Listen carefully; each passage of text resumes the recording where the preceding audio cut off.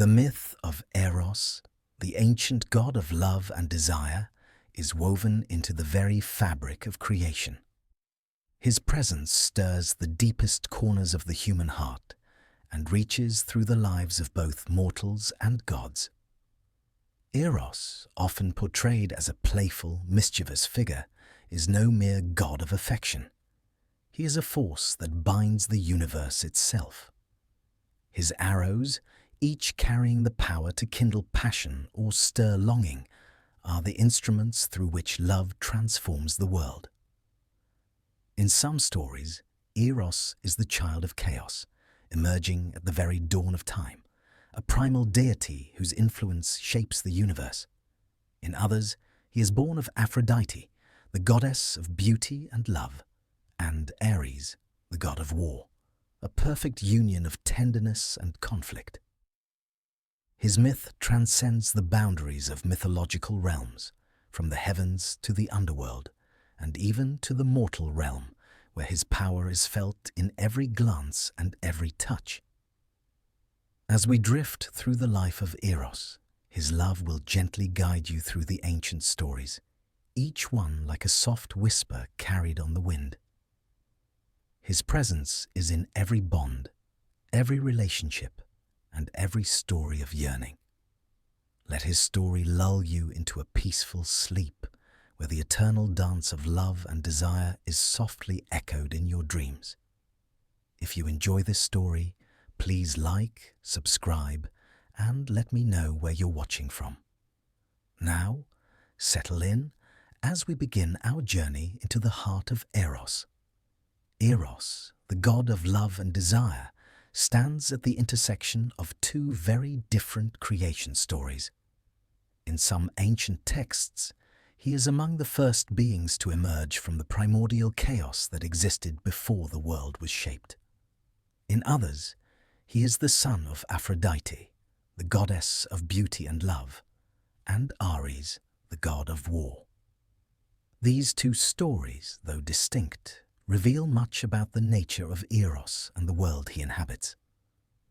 In the first myth, Eros is a primordial deity, born from the very depths of chaos, that eternal void that existed before the earth, the sky, or the gods themselves. According to the poet Hesiod, chaos was the first of all things, a vast emptiness from which the universe itself began to take shape. From this formless expanse came Eros, a force of attraction and desire, the very impulse that would unite the elements and create life. In this version, Eros is not just a god of romantic love. He is the very essence of creation, the binding force that brings order to the chaos. Without him, the universe could not have formed, for it is love that stirs the winds, moves the stars, and binds the heavens to the earth. Eros's role in this myth is to set the universe in motion. He is the spark of life, the force that causes gods and mortals to reach out to one another. Without his touch, nothing would connect.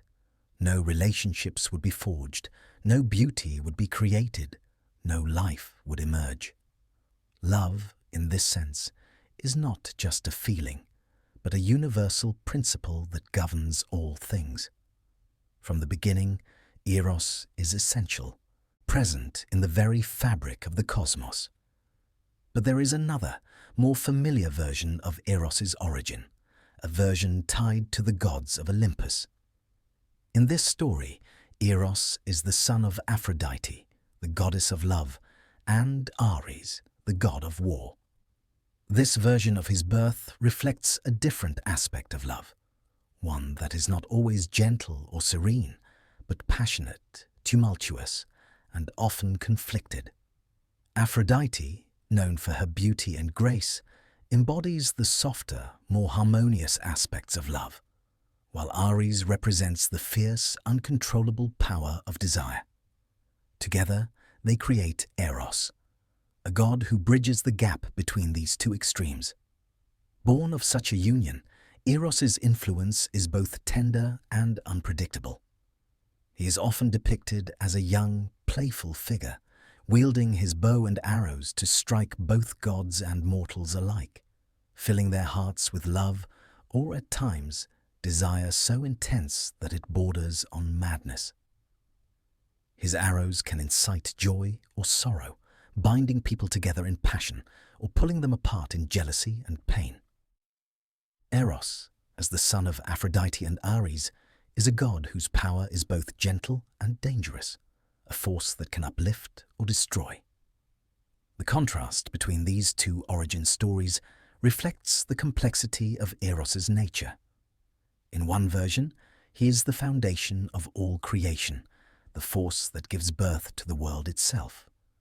In the other, he is a figure born of love's dual nature, a god who can unite or divide, bring pleasure or cause conflict. This duality is reflected in the way Eros interacts with both gods and mortals. His arrows are neither wholly benevolent nor entirely destructive. They simply follow the course of desire, which, like love itself, can be unpredictable. In both stories, however, one thing remains clear. Eros is the god of love, and his influence is felt in every corner of the world. Whether he is born of the chaotic void or from the union of two powerful gods, Eros's essence is the same. He is the spark that ignites the heart, the force that binds souls together, and the power that shapes relationships between gods, mortals, and the very elements of nature. As we reflect on the birth of Eros, we are reminded that love is both a creative and destructive force. It shapes the universe, bringing life into being and binding beings together in a web of relationships that transcend time and space.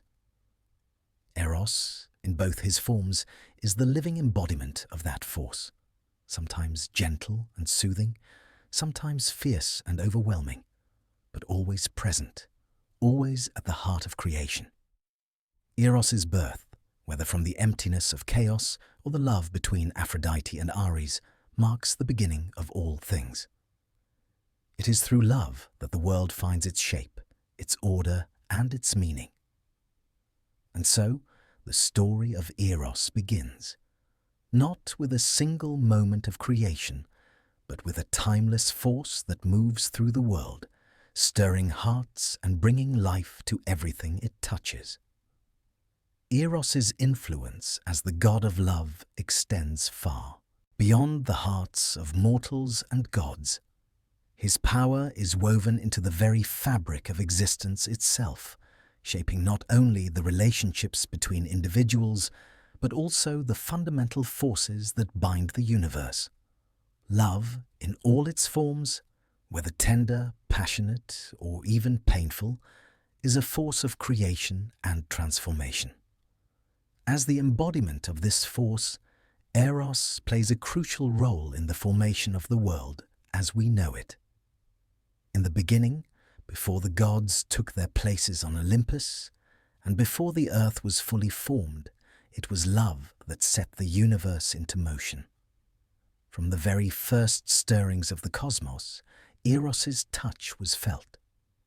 Hesiod, in his Theogony, tells us that after chaos, the void from which all things emerged, there came Eros, the primordial god of love. He was the force that caused the elements to come together and gave shape to the world. Without Eros, there would have been no bonds between the heavens and the earth, no connection between the stars and the waters. It is Eros who allows the universe to take on form, to evolve, and to flourish. But Eros's role in creation does not stop with the universe itself. As the god of love, he also shapes the relationships between the gods, who are not exempt from his power. The relationships among the Olympians are often marked by love, rivalry, jealousy, and passion, all stirred by Eros's arrows. His presence in these divine interactions underscores the idea that love is not always gentle or serene. It can be fierce, unpredictable, and at times even painful. One of the earliest examples of Eros's influence on the gods is the relationship between Zeus and Hera. As the king and queen of the gods, their union is both a symbol of divine authority and a reflection of the complexity of love itself. Their marriage is marked by passion, but also by conflict and jealousy, especially on Hera's part, as Zeus's numerous affairs often stir her wrath. Nevertheless, their bond remains unbreakable, a testament to the power of love, both its beauty and its challenges. Eros is the force that unites them, despite their differences and struggles, illustrating how love can be both uplifting and fraught with difficulty. Eros's influence is not limited to the gods alone. In the mortal realm, his power is felt in the deepest emotions that drive human behavior. Love, desire, and attraction are central to human experience, and it is Eros who stirs these feelings. Whether through fleeting infatuations or lifelong unions, love shapes the lives of all who dwell on earth.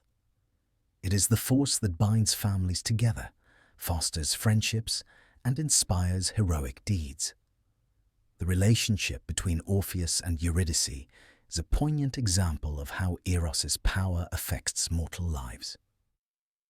Orpheus, a musician whose music was so beautiful it could move the hearts of gods and beasts alike, falls deeply in love with Eurydice, a beautiful nymph. Their love is pure and strong, but it is ultimately tested by death itself. Eurydice dies tragically, and Orpheus, unable to bear the loss, descends into the underworld to retrieve her. His love for Eurydice is so powerful that it moves even Hades, the god of the dead, to allow her return. But there is a catch. Orpheus must not look back at her until they have reached the surface.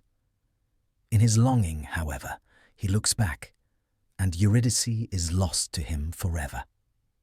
This tragic tale illustrates how Eros is not always a gentle force. Love can inspire great sacrifice and devotion, but it can also bring heartache and loss.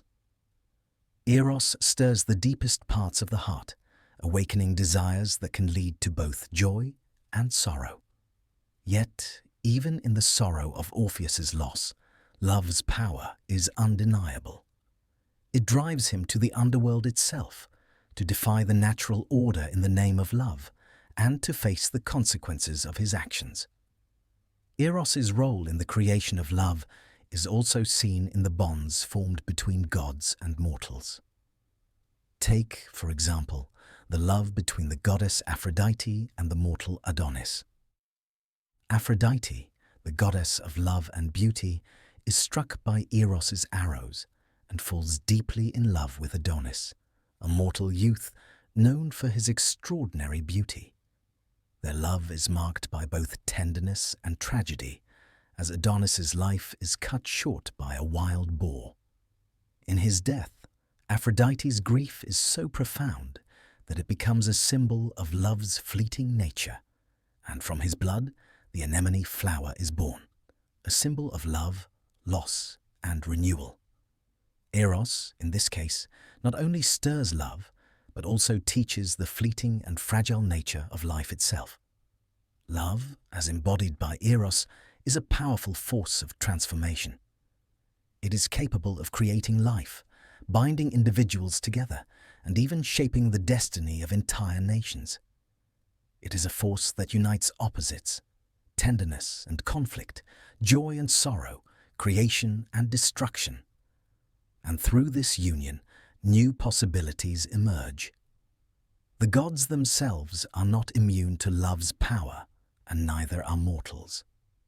In the end, it is love that connects all things in the universe, and it is Eros who ensures that this connection endures. As we reflect on the creation of love through Eros, we are reminded that love is not a simple or predictable force. It is both gentle and fierce, comforting and painful, and always transformative. Eros, as the god who governs this force, plays a crucial role in shaping the world, ensuring that love, in all its complexity, continues to flow through the veins of the universe. Among the many tales of Eros, none is as enduring or as richly symbolic as the myth of Eros and Psyche. A love story steeped in both divine power and human emotion, it traces the journey of Psyche, a mortal woman of extraordinary beauty, and Eros, the god of love, whose own heart was stirred by her beauty. This tale, told most famously in the Metamorphoses by the Roman poet Apuleius, offers a profound reflection on love, trust, suffering, and the trials that often accompany the pursuit of true connection. Psyche, a princess of such extraordinary beauty that she was often compared to Aphrodite herself, was beloved by all but neglected by the gods. Her beauty, while admired, caused the wrath of Aphrodite, who was jealous of any mortal who dared rival her own appearance. In retaliation, Aphrodite sent her son Eros to punish Psyche, instructing him to make her fall in love with the most hideous creature on earth. Yet when Eros, in his desire to obey his mother, first gazed upon Psyche, he was struck with an overwhelming and unexpected love for her. Unable to carry out his mother's orders, Eros chose to bring Psyche to his palace, where he would hide her away, concealing his identity and keeping his love a secret. Thus began the deep and complex relationship between Eros and Psyche. During the day, Psyche lived in the splendor of Eros's palace, surrounded by beauty and luxury, yet alone in her love. By night, Eros would visit her, but always in the shadows, never revealing his true form. He instructed Psyche not to look upon him, warning that she would lose him forever if she did. But Psyche, filled with curiosity, allowed doubt to creep into her heart. One night, she took a lamp and gazed upon Eros as he slept beside her.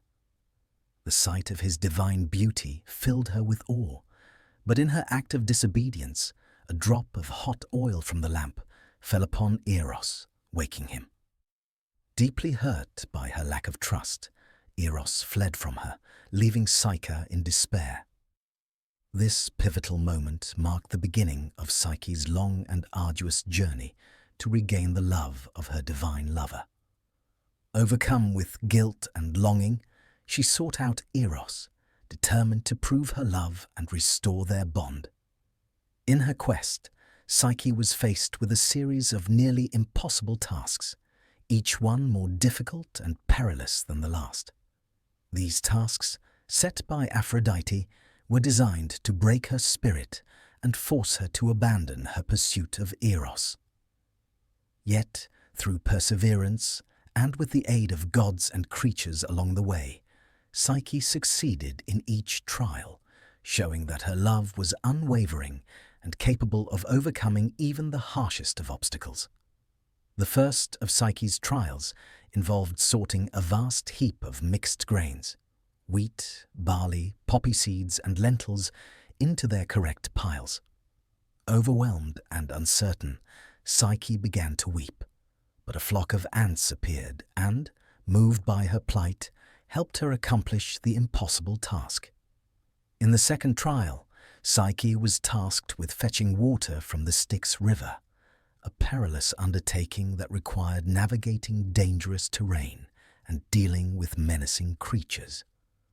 Once again, Psyche was assisted by a great eagle, which carried the water to her. The third trial required Psyche to gather a piece of wool from a flock of golden sheep, creatures known for their violent temper. With the guidance of a reed, which advised her to wait for the right moment when the sheep had rested, Psyche gathered the wool. Finally, the most daunting task of all. Psyche was to journey to the underworld and retrieve a box containing a portion of Persephone's beauty. This final trial fraught with danger and sorrow, was the most challenging of all. Yet, guided by compassion and persistence, Psyche completed it, unknowingly earning the favor of the gods. In the end, after enduring the trials set before her, Psyche's journey culminated in a moment of reconciliation with Eros. As she opened the box meant to hold Persephone's beauty, a deadly slumber overtook her, but it was not her fate to die. Eros, who had never stopped loving her despite her transgressions, found her and awakened her with a kiss. In that moment, their love was restored, and Eros, moved by her devotion, appealed to the gods to grant her immortality. The gods, seeing Psyche's resilience and the purity of her love, agreed. Psyche was made a goddess, and she and Eros were united in eternal marriage. The myth of Eros and Psyche has long captivated the imaginations of people, resonating deeply because of its timeless themes: love, trust, doubt, and the redemptive power of perseverance. The story also serves as a reflection of the complexities of love. Eros, though a god, is not immune to the trials and tribulations that come with love. Psyche, a mortal, represents the human soul's struggle to reach the divine through love, trust, and sacrifice. Their story is one of growth, where both characters must evolve through hardship to achieve true union. This myth also reflects broader themes in Greek and Roman thought, particularly the notion that love is a force that transcends both human and divine boundaries. Love is not merely a fleeting emotion, but a power that, though capable of causing pain and suffering, also has the potential to heal and transform. The journey of Psyche, in particular, speaks to the universal experience of love as a transformative force, one that challenges and changes the lover, guiding them to a deeper understanding of themselves and of the world around them. The story of Eros and Psyche also has a profound impact on the legacy of mythology, shaping later interpretations of love in both art and literature. The image of Psyche, at once fragile and strong, has been a source of inspiration for countless artists, from the Renaissance to the present day. Her relationship with Eros, a union of the mortal and the divine, has come to symbolize the ideal of spiritual and romantic love, one that requires both sacrifice and ultimate redemption. In literature, the myth of Eros and Psyche has been reinterpreted and retold countless times, each retelling adding layers of meaning and nuance. From the tales of courtly love in medieval Europe to the modern psychological explorations of love's complexities, the myth has remained a vital symbol in the human quest for understanding the nature of love and relationships. Eros, with his arrows and his ability to stir both joy and despair, has become a symbol not only of romantic love, but of the force that binds all living things. Thus, the myth of Eros and Psyche is not simply a love story. It is a reflection of the trials and triumphs inherent in love, a story that reminds us that true love is not always easy, nor does it come without challenge. But in the end, love, through its perseverance, its resilience, and its ability to heal, is the force that unites even the divine with the mortal. The tale of Eros and Psyche invites us to consider the power of love to transcend limitations, to transform lives, and to endure through time, offering a message of hope for those who dare to seek love's deeper meaning. Eros, as the god of love and desire, is inextricably linked to his mother, Aphrodite, the goddess of beauty and passion. In many myths, Aphrodite is portrayed as the embodiment of love in all its radiant, alluring forms. She is the goddess who stirs both gods and mortals to passion, a figure of irresistible charm and power. Eros, her son, shares in this power, though his role as the god of desire is more subtle and often more unpredictable. Together, they embody love's many facets, the radiant, the romantic, and the unpredictable. Though Eros is often seen as a playful, mischievous child, his relationship with Aphrodite is more complex than might appear at first glance. As her son, Eros is deeply influenced by Aphrodite's own powers and nature. Yet, unlike his mother, who represents the allure of beauty and the gentle call of romantic love, Eros's powers extend into the realm of desire, which can sometimes lead to unintended consequences. Where Aphrodite's beauty might inspire adoration, Eros's arrows inspire passion, passion that can take hold in ways both joyful and destructive. Eros's influence extends to many of Aphrodite's own romantic entanglements. One of the most famous of these tales is the love story between Aphrodite and the handsome mortal Adonis. Aphrodite is so taken by Adonis's beauty that she falls deeply in love with him, but Eros's arrows also play a key role in this relationship. The myth tells us that Adonis was a mortal youth known for his extraordinary beauty, and Aphrodite, struck by love at first sight, becomes utterly enchanted by him. Their love, however, is not without complications. Adonis is passionate and fearless, but he is also fated to a tragic end. One day, while hunting, Adonis is fatally wounded by a wild boar. Upon hearing of his death, Aphrodite rushes to his side, but she arrives too late to save him. In her grief, she transforms his blood into the red anemone flower, forever symbolizing the fleeting and fragile nature of love. In this tragic tale, Eros's influence is undeniable. His arrows set into motion not just the union of Aphrodite and Adonis, but also the tragic consequences of their love. The myth of Adonis serves as a reminder of the dangers inherent in love and the unpredictability of passion, even when it is born from beauty itself. Aphrodite and Adonis's love story is not the only tale where Eros's influence is seen in the relationships of the gods. Another key figure in the myths of Aphrodite is her involvement with Anchises, a mortal Trojan prince. In this myth, Aphrodite falls in love with Anchises after being struck by Eros's arrows. This love affair, however, is not as tragic as that of Aphrodite and Adonis. Instead, it produces a son, Aeneas, who will later become a hero in the Roman epic Aeneid. In this case, Eros's arrows once again play their part, bringing together two beings, one divine, the other mortal, whose union leads to the birth of a hero who will shape the fate of nations. But Eros's influence does not extend solely through his mother's relationships.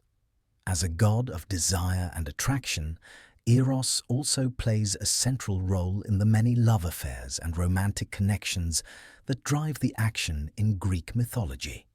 His arrows are often the catalysts for the unions between gods and mortals, and even between gods themselves. Eros's power is never more apparent than in the love story of Psyche, the mortal woman who becomes the wife of Eros himself. The myth of Psyche and Eros is one of the most enduring love stories in Greek mythology, and it begins with the very arrows of Eros. Psyche, a mortal woman of extraordinary beauty, catches the eye of Eros, who, enchanted by her beauty, falls in love with her. Yet, unlike the other women struck by Eros's arrows, Psyche does not immediately fall in love with him. Instead, her heart is filled with doubt and confusion. This sets the stage for the trials and tribulations that will test their love. Eros, though a god of love, is not immune to the complexities of human emotions. His love for Psyche is both pure and filled with the struggles of self-doubt, jealousy, and longing. The story of Psyche and Eros is a tale of transformation. Psyche, after enduring a series of nearly impossible tasks set by Aphrodite, ultimately wins the approval of the gods and is reunited with Eros. Their union marks the overcoming of love's difficulties, a theme that runs through many of Eros's own relationships. Love is never simple, and it is often tested by the forces of doubt, separation, and hardship. In the end, however, love triumphs, and Psyche becomes immortal, joining Eros as his eternal partner. This myth also highlights an important aspect of Eros's role in the Greek pantheon. Though he is the god of love, his power is not solely to create romantic bliss. Rather, his arrows often spark the kinds of emotional upheaval that come with the depth of human affection. Eros's love is not a gentle thing, but a force that moves through hearts and minds, compelling individuals to feel intensely, often in ways that lead to suffering and sacrifice. This paradox of Eros's love, its ability to create both joy and pain, is part of what makes his role as the god of love so complex. Through the children of Aphrodite, we see how Eros's influence spreads throughout the world of gods and mortals. His arrows do not only ignite the flames of passion, but also shape the destinies of the greatest figures in Greek mythology. Whether through the tragic love of Adonis or the heroic birth of Aeneas, Eros's power is undeniable. His role in the creation of love, in its purest and most painful forms, is what sets him apart as the god who binds the hearts of all beings together, even in their moments of suffering. As we continue to explore Eros's life and his impact on the world, we are reminded that love, in all its forms, is a powerful force. It can bring great beauty, as in the case of Psyche and Eros, or great sorrow, as with Aphrodite and Adonis. Yet it is through love that the world finds its deepest connections, and it is through Eros that those connections are made possible. Among all the stories of love in Greek mythology, the tale of Psyche and Eros is perhaps the most enduring, a gentle yet profound exploration of desire, trust, and transformation. Psyche, whose name means soul in Greek, is a mortal woman of extraordinary beauty. Her radiance rivals that of the goddesses themselves, drawing admiration from mortals and envy from the divine. The story begins with this beauty, for it is her allure that draws Eros's attention, setting in motion a chain of events that will test both their hearts and their spirits. Eros, though a god, is not free from human-like emotions. When he sees Psyche, he is captivated, yet the tale begins with a paradox. Despite being the god of love, he hesitates to reveal himself. Love, he understands, is both gentle and perilous, capable of bringing joy as well as anguish. He resolves to approach her subtly, orchestrating circumstances so that Psyche will come to him without fear, guided by invisible hands and unseen care. Psyche, unaware of the divine presence shaping her life, is first led into trials of patience and endurance. Her mortal life, though ordinary in its surface, is already infused with the subtle forces of desire and longing, elements that Eros governs. The goddess Aphrodite, feeling threatened by Psyche's surpassing beauty, places obstacles in her path, requiring Psyche to perform tasks that seem impossible. It is here that the story illustrates the duality of love. It inspires courage, resilience, and transformation, yet it often brings suffering as the soul must endure trials to grow. Among Psyche's tasks is the sorting of a vast mixture of grains, an impossible labor that mirrors the intricate work of the heart itself. This task, though arduous, is completed with the unseen assistance of divine creatures, suggesting that love, while challenging, is guided by forces that ultimately desire union and fulfillment. Each trial Psyche endures is both a test and a preparation, shaping her soul to be worthy of Eros's love. In these moments, the myth conveys a quiet, meditative lesson. Love is not merely an emotion to be possessed. It is a journey of growth, understanding, and transformation. Eros, for his part, remains a constant yet unseen presence, embodying the subtle ways love shapes experience. Though he does not reveal himself immediately, his care and attention are evident in the gentle interventions that allow Psyche to succeed. His love is not careless or reckless. It is patient, guiding the soul without forcing it, nurturing growth through both joy and hardship. This quiet guidance is a hallmark of Eros's character, showing that the god of desire operates not only through passion, but through wisdom and foresight. The climax of their story occurs when Psyche, curious and anxious, breaks the rule that Eros sets. She looks upon him. In this moment, the fragile balance between love, trust, and curiosity is revealed. The consequences are immediate, for Psyche's premature glance causes Eros to withdraw. The myth, in this moment, meditates on the delicate nature of love, how it requires patience, respect, and faith. Desire, when untamed or impatient, can cause distance and sorrow, even between the closest of hearts. Yet the story does not end in separation. Psyche's devotion and perseverance eventually lead her to the realm of the gods, where she completes her final trials and earns eternal union with Eros. She is transformed, no longer merely mortal, but elevated to immortality, her soul entwined with the god of love. Their reunion is quiet, unhurried, and complete, reflecting the timeless truth that love, when cultivated with patience and understanding, achieves harmony. It is a love that has been tested, tempered, and finally sanctified. This myth also embodies a broader reflection on desire itself. Eros is not only a god who inspires romantic or erotic love.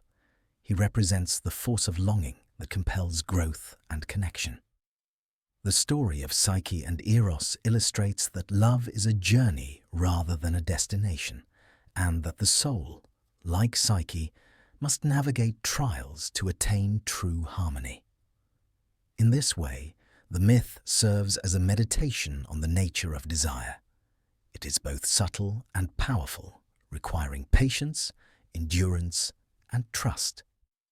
Finally, the myth of Psyche and Eros emphasizes the inseparable bond between love and the soul. Psyche's journey is one of awakening, of recognizing the enduring presence of love, even in moments of doubt and challenge. Eros, as the god of desire, is the unseen force that guides, nurtures, and ultimately elevates. Their story reminds us that love is not merely a fleeting emotion, but a transformative power, one that shapes the heart, mind, and soul in ways that are gentle, profound, and enduring. In the ancient Greek cosmogony, the Theogony of Hesiod stands as one of the most important texts that outlines the origins of the gods and the universe. It is here, amidst the vastness of creation, that we first encounter Eros as a primordial deity, a force older than the gods themselves, one that existed before the heavens and the earth took shape. Eros is not merely a god among gods. He is the very essence of the cosmos, the divine power that brings order to the chaos. Hesiod's Theogony begins with the birth of chaos, a vast emptiness from which all things are born. But from this emptiness also emerged Eros, whose role in the creation of the world is paramount. Eros, in this context, is not the playful child of Aphrodite, but a primal force that predates even the Olympian gods. His presence is felt from the very first moments of existence, when the universe was still unformed and the gods had not yet taken their place in the heavens. According to Hesiod, Eros is one of the first primordial beings to emerge. Alongside chaos, earth, Gaia, and darkness, Erebos, Eros is one of the driving forces of creation. Eros's role, however, is unique. While the other primordial deities represent the raw elements of the universe, Eros is the force that unites them, the power that causes things to come together and form relationships. Without Eros, there would be no connection between the heavens and the earth, no union between the gods, and no creation of life itself. In this earliest form, Eros is more than just a god of romantic love. He is the embodiment of attraction, the force that causes elements to come together, creating harmony out of chaos. Eros's influence is seen in the way the universe begins to take shape. The earth and the sky come together to create life. The waters flow to nurture all things, and the stars shine in the heavens. Eros's role is essential in making this union possible. He is the divine power that binds and connects, a force that moves through all things, guiding them toward their rightful place in the cosmos. This primordial version of Eros stands in stark contrast to the later depictions of him as a playful, mischievous child, armed with a bow and arrows. In the Theogony, Eros is not a god who causes chaos for the sake of mischief, but rather a cosmic force that brings about order. His influence is felt throughout the heavens and the earth, ensuring that everything in the universe is connected by the fundamental bond of attraction.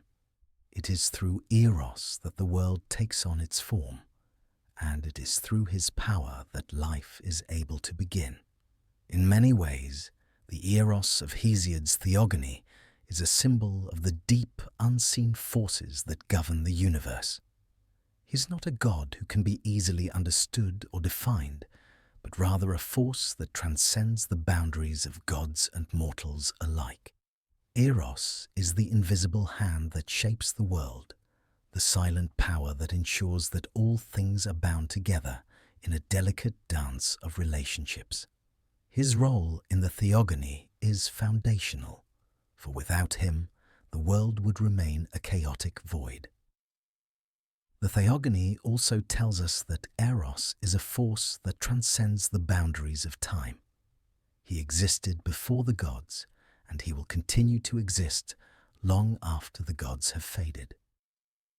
Eros is not bound by the limitations of mortality or even divinity. He is a timeless force, always present, always in motion.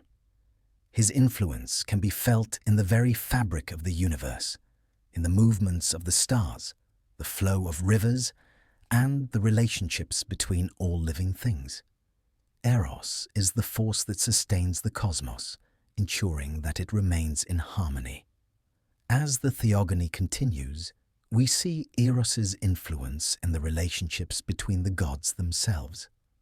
The bonds between the gods, from the union of Gaia and Uranus to the love between Zeus and Hera, are all shaped by Eros's power.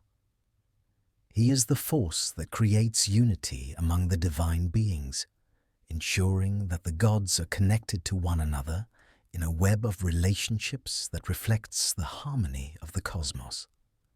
In this way, Eros's role in the Theogony is not limited to the creation of the universe.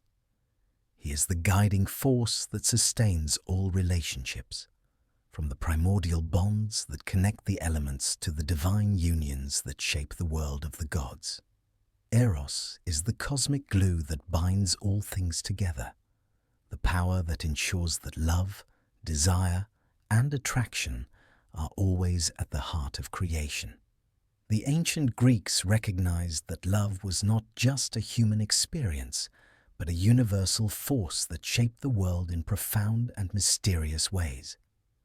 Eros, as depicted in the Theogony, is the embodiment of this force. He is the god who existed before the heavens and the earth, the deity who guided the creation of the universe and ensured that all things were connected by love. His presence in the Theogony reminds us that love, in all its forms, is not just an emotion. It is a fundamental force that shapes the world around us. Eros's role as the cosmic force of attraction in Hesiod's Theogony stands as a powerful reminder of the enduring significance of love in the creation and maintenance of the universe. It is love, personified by Eros, that brings order to the chaos of the cosmos and binds together all living things. Through his power, the world takes shape, the gods come together, and life itself begins. Eros, in his primordial form, is the quiet architect of the universe, shaping the world through his unseen but ever-present influence. Eros's role as the god of love extends far beyond his origins in the Theogony. Though originally a primordial force that shaped the universe itself, Eros's influence continues to be felt throughout the lives of the gods of Olympus. His arrows, which can strike both mortals and immortals, invoke not only affection, but a deeper desire, one that compels action, binds relationships, and often complicates the divine order. Even the gods of Olympus, with their great powers, are not immune to Eros's influence, demonstrating the inescapable nature of love and desire in all realms of existence. As we explore the gods of Olympus and their interactions with one another, it becomes clear that love, embodied in Eros, plays a fundamental role in shaping their relationships. The divine family, though marked by immense strength and power, is often driven by passion, jealousy, and desire, emotions that Eros stirs within them. His arrows bring together gods in ways that transcend mere physical attraction. His influence unites them in profound and often unpredictable ways. One of the most famous and complicated relationships in Greek mythology is that of Zeus and Hera, the king and queen of the gods. Their marriage is often portrayed as tumultuous, marked by Zeus's numerous infidelities, and yet it remains one of the most enduring unions in Greek myth. It is Eros, in this case, who unites them in the first place, sparking their initial attraction. Despite their many struggles, Hera's deep love for Zeus and Zeus's love for Hera is a central aspect of their relationship, reflecting the dual nature of Eros's power. Love in this instance is not always peaceful.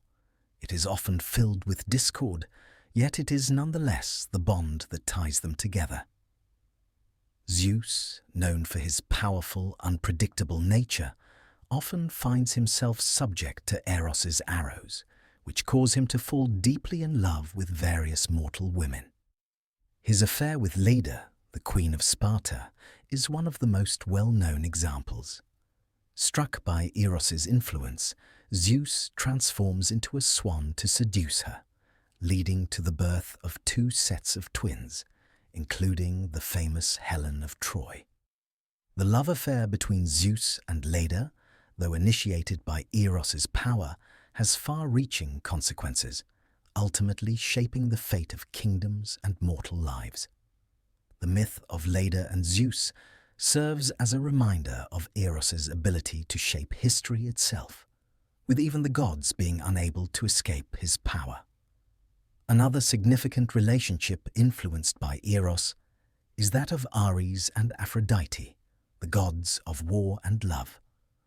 Though both powerful in their own right, their union is marked by passion, secrecy, and betrayal. Aphrodite, the goddess of love, is married to Hephaestus, the god of blacksmithing and fire, but she is deeply in love with Ares, the god of war. Eros's arrows pierce their hearts, creating a passionate and illicit affair that is known to all the gods. This relationship, though filled with desire, is also marked by jealousy, as Hephaestus discovers the affair and ensnares the lovers in a net, exposing them to the ridicule of the gods. The story of Ares and Aphrodite's love affair demonstrates the unpredictable nature of Eros's influence. Love can be both sweet and painful, and even gods must confront the consequences of their desires. Eros's arrows also create tension and alliances between other gods. One of the most notable examples is the love between the sea god Poseidon and the goddess Demeter.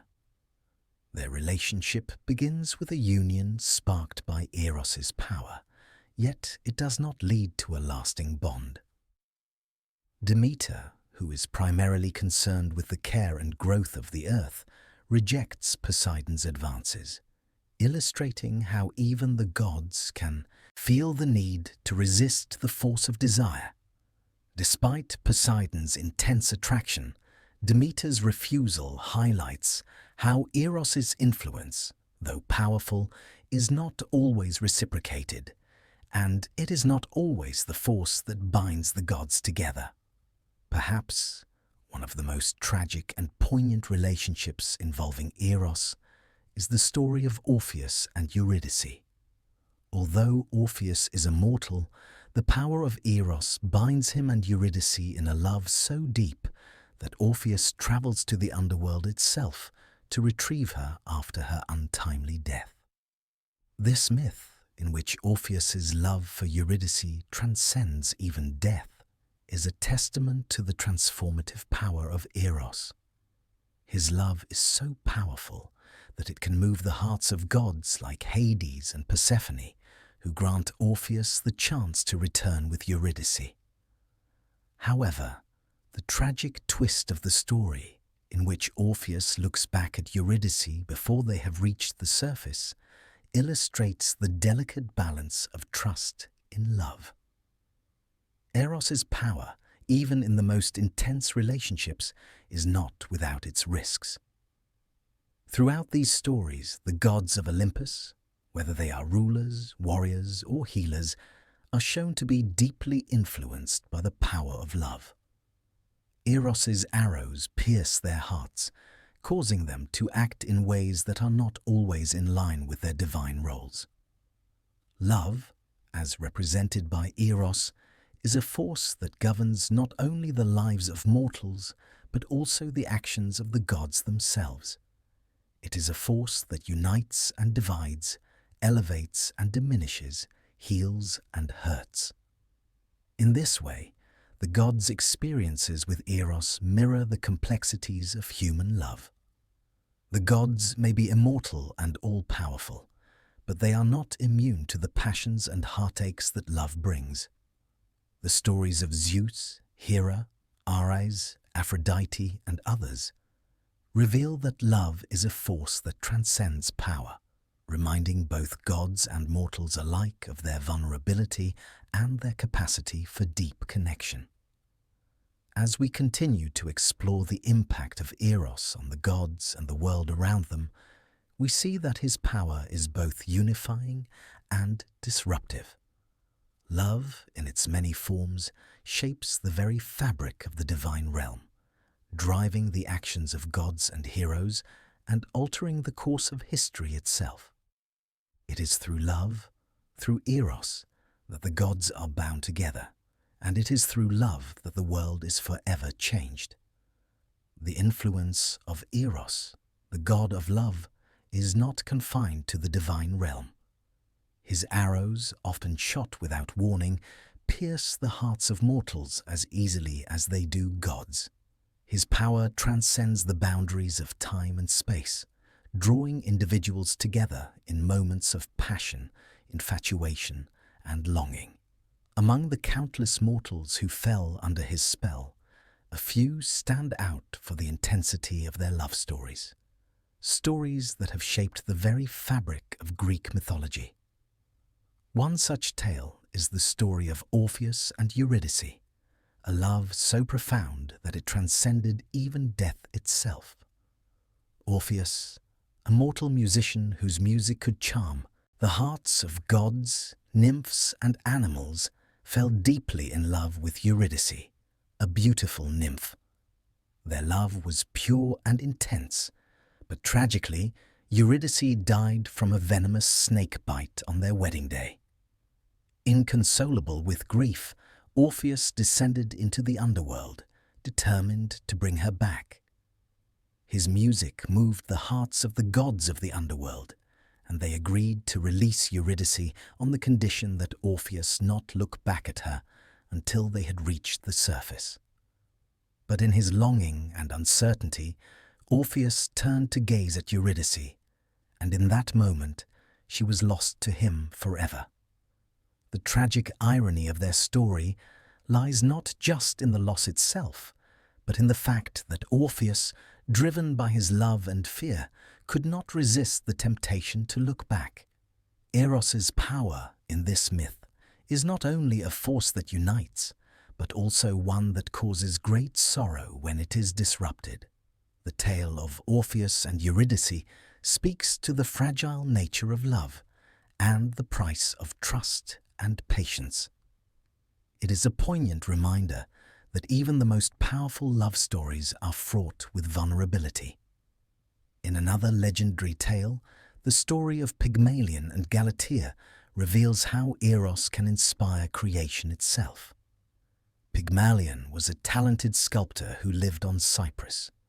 He grew disillusioned with women, believing them to be imperfect.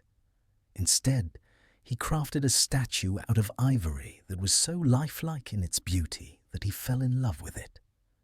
He named the statue Galatea and adorned it with gifts, treating it as though it were a living woman. His devotion to the statue moved the goddess Aphrodite, who took pity on him and brought Galatea to life. The love between Pygmalion and Galatea is born not out of the physical attraction that typically defines love, but out of creation and idealism. Eros, in this case, is the divine spark that transforms a sculptor's creation into a living being. The myth reflects the power of love to give life, both literally and metaphorically. Through the intervention of Aphrodite, Pygmalion's love becomes a reality. But the deeper lesson of the myth lies in the idea that love is not always based on physical beauty or desire alone.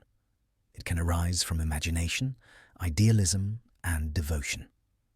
The gods themselves, particularly Aphrodite, seem to be agents of Eros, aiding in the fulfillment of Pygmalion's heartfelt longing.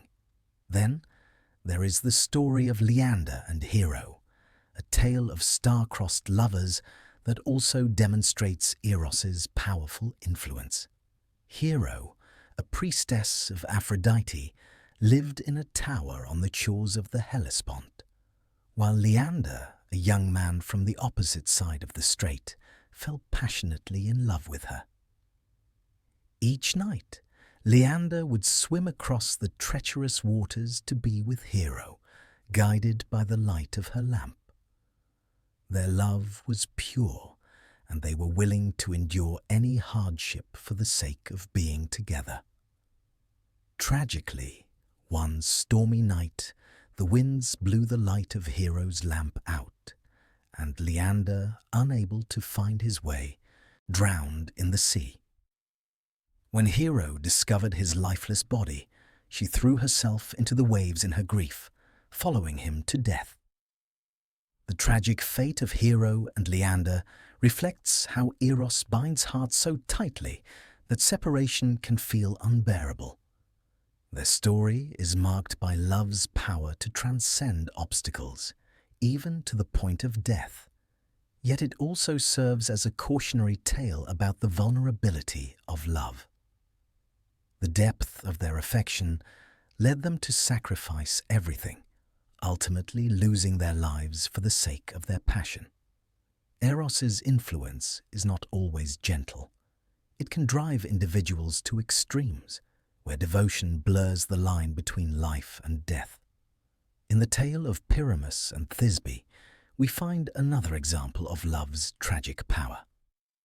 Pyramus and Thisbe were two lovers in ancient Babylon whose families were bitter enemies. Despite the rivalry, the two shared a secret love and planned to meet at a tree outside the city to run away together. However, due to a misunderstanding, Pyramus believed Thisbe had been killed by a lioness, and in his grief, he took his own life. When Thisbe arrived and found Pyramus dead, she too took her life beside him. Their story, much like that of Romeo and Juliet, demonstrates love's ability to transcend the barriers of family, society, and even reason. Yet their story also shows the dangers of love that is not guided by patience or clear communication. Eros's influence is seen most clearly in these stories, not as a force of peace and tranquility, but as one that stirs deep, uncontrollable emotions. His arrows do not only bind lovers together in harmonious unions, they also provoke desire, jealousy, miscommunication, and ultimately tragedy. While Eros inspires love, it is not always a love that leads to a happy ending. Rather, it is a love that is full of passion and intensity, one that is as fragile as it is powerful. In these myths, Eros reveals his complex nature. He is not a mere deity of romantic love, but a force that drives human beings to transcend their limits. His influence leads to the creation of beauty and art, as with Pygmalion's statue, and to the great sacrifices of lovers like Orpheus, Hero, and Leander. Through these stories, we learn that Eros's power is vast and multifaceted. His arrows unite souls, but they also expose the vulnerability of love, the ways it can be both uplifting and destructive. Desire is a driving force in Greek mythology. It is through desire that the gods and mortals alike are drawn together, creating relationships that are at times harmonious and at others tumultuous. At the heart of desire lies Eros, the god who personifies this most potent and transformative of emotions.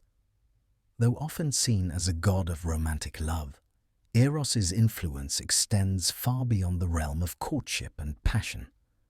His arrows ignite the flames of longing, pulling gods, mortals, and even nature itself toward union and creation. Desire, in Greek mythology, is often portrayed as a force that transcends boundaries. It drives the gods to act in ways that may seem irrational or reckless, as we see in the tales of Zeus's many affairs, or in the tragic story of Orpheus and Eurydice. Desire is not only a personal feeling, but a cosmic force that compels connection, transformation, and creation. It is through desire that the gods are often linked, their relationships defined by the invisible hand of Eros. In the myth of Zeus and Leda, Eros's influence is apparent in the way that desire transcends form and divinity. Zeus, struck by desire for the beautiful Leda, transforms into a swan to seduce her. This union, though initiated by divine desire, leads to the birth of two pairs of twins, including the legendary Helen of Troy. In this myth, desire is not simply an emotion, it is a transformative force. The gods themselves are often portrayed as being slaves to their own desires, unable to control the intense passions they feel. This portrayal reflects the belief in ancient Greece that desire was not something to be controlled or understood. It was a power that could not be tamed, only experienced. The story of Paris and Helen, a tale that ultimately leads to the Trojan War, is another example of the devastating power of desire. Paris, a mortal prince is struck by Eros's arrow when he is presented with a choice between three goddesses: Hera, Athena, and Aphrodite. Each offers him a reward, but it is Aphrodite, the goddess of love, who promises him the most beautiful woman in the world, Helen, wife of the Spartan king Menelaus. Paris's desire, fueled by Eros's arrow, drives him to take Helen, leading to the fall of Troy and the death of countless warriors. The war, which begins as a result of desire and love, spirals out of control, revealing the darker side of Eros's influence. Desire is shown here to be both a creative and destructive force, a power that can reshape the course of history and bring nations to their knees. Yet, desire in Greek mythology is not always so destructive. In some myths, it is portrayed as the force that brings about creation and renewal. Take, for example, the story of Persephone and Hades, which is deeply rooted in themes of longing and transformation. Hades, the god of the underworld, falls in love with Persephone, the daughter of Demeter. He desires her so strongly that he abducts her and takes her to the underworld, where she becomes his queen. This act, though seemingly violent, is born of a desire for union, for connection. Over time, Persephone's relationship with Hades grows, and her descent into the underworld comes to symbolize the cyclical nature of life, death, and rebirth. Desire, in this myth, is not simply an emotion. It is a force that drives the cycle of seasons, ensuring that the earth is renewed each year. The myth of Pygmalion and Galatea also highlights the role of desire in creation. Pygmalion, a sculptor, falls in love with a statue he creates, desiring perfection in a way that only his art can achieve. His devotion to the statue, Galatea, is so deep that the goddess Aphrodite, moved by his love, brings the statue to life. This union, born of Pygmalion's longing, is a reminder that desire is not only a force that binds individuals together, but also a creative impulse that leads to the birth of new forms. Desire, here, becomes the driving force behind creation itself. Pygmalion's desire for beauty, for perfection, gives rise to life. A life that was born from nothing more than a sculptor's vision and love. In the tale of Aphrodite and Eros, we see desire not only as a force that brings lovers together, but also as a source of conflict and jealousy. Aphrodite, the goddess of love, is married to Hephaestus, the god of craftsmanship. However, she is also deeply in love with Eros, the god of war. Their illicit affair, which is one of the most famous in Greek mythology, is discovered when Hephaestus, jealous of his wife's infidelity, traps them in a net. The gods, amused by their entanglement, laugh at the lovers' expense.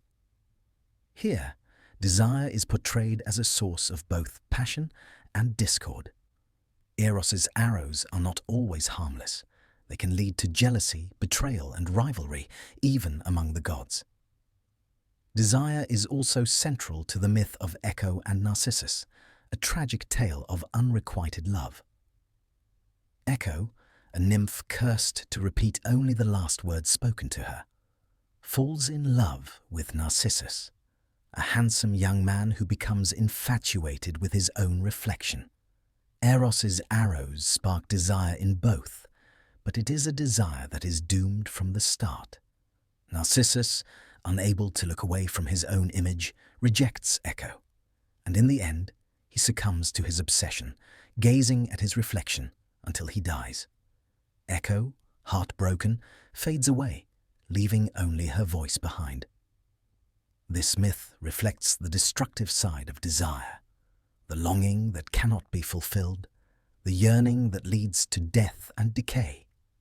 Narcissus's inability to love anyone other than himself ultimately leads to his downfall, illustrating the dangers of excessive self-love and the loneliness that can accompany unrequited desire.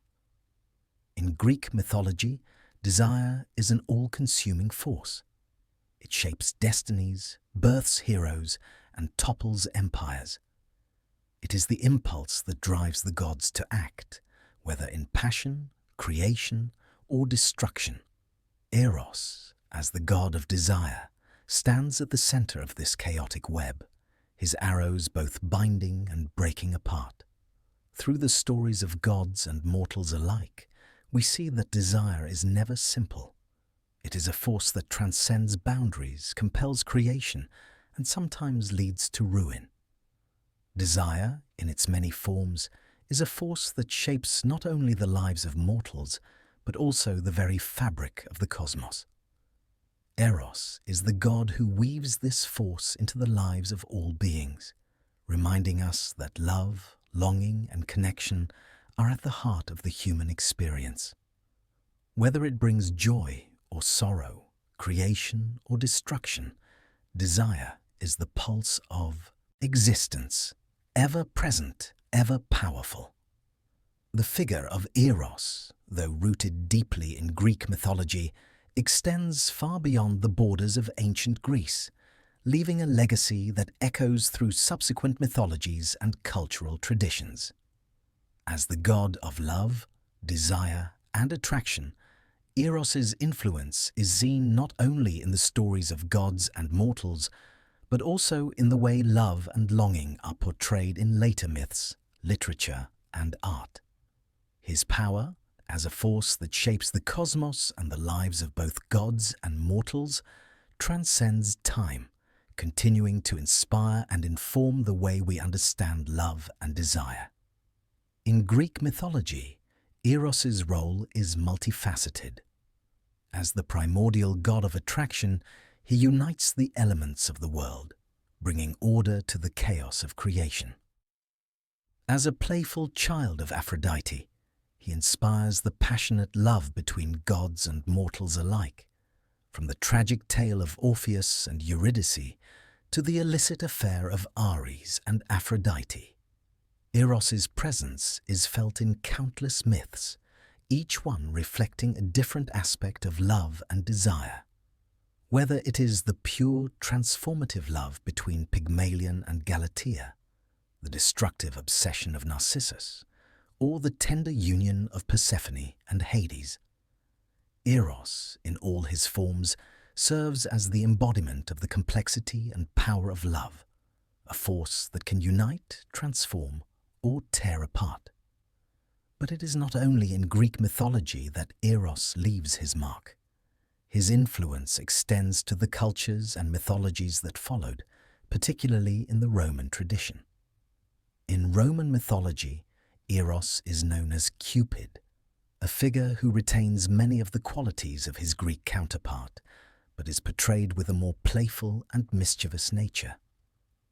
Cupid, like Eros, is often depicted as a winged child with a bow and arrows, capable of causing love and desire in those he strikes.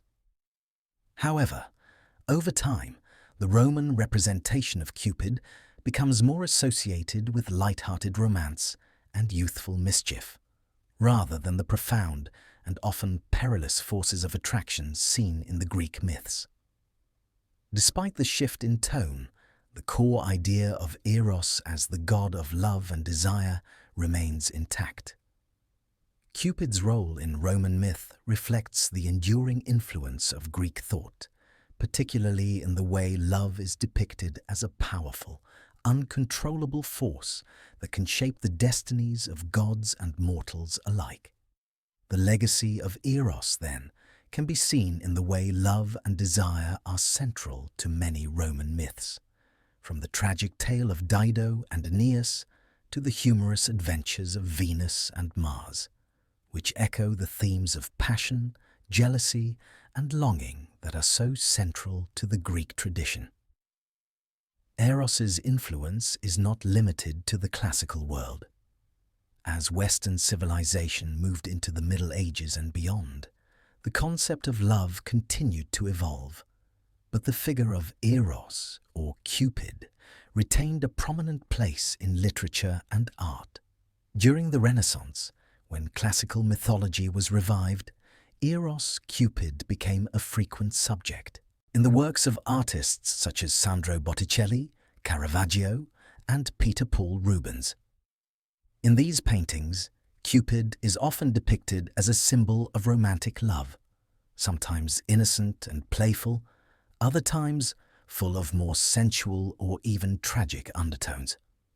The figure of Cupid became not only a symbol of desire, but also of the fleeting nature of love itself, a theme that resonated deeply with the human experience. One of the most famous representations of Cupid in Western art is Botticelli's The Birth of Venus, in which Eros plays a minor yet significant role.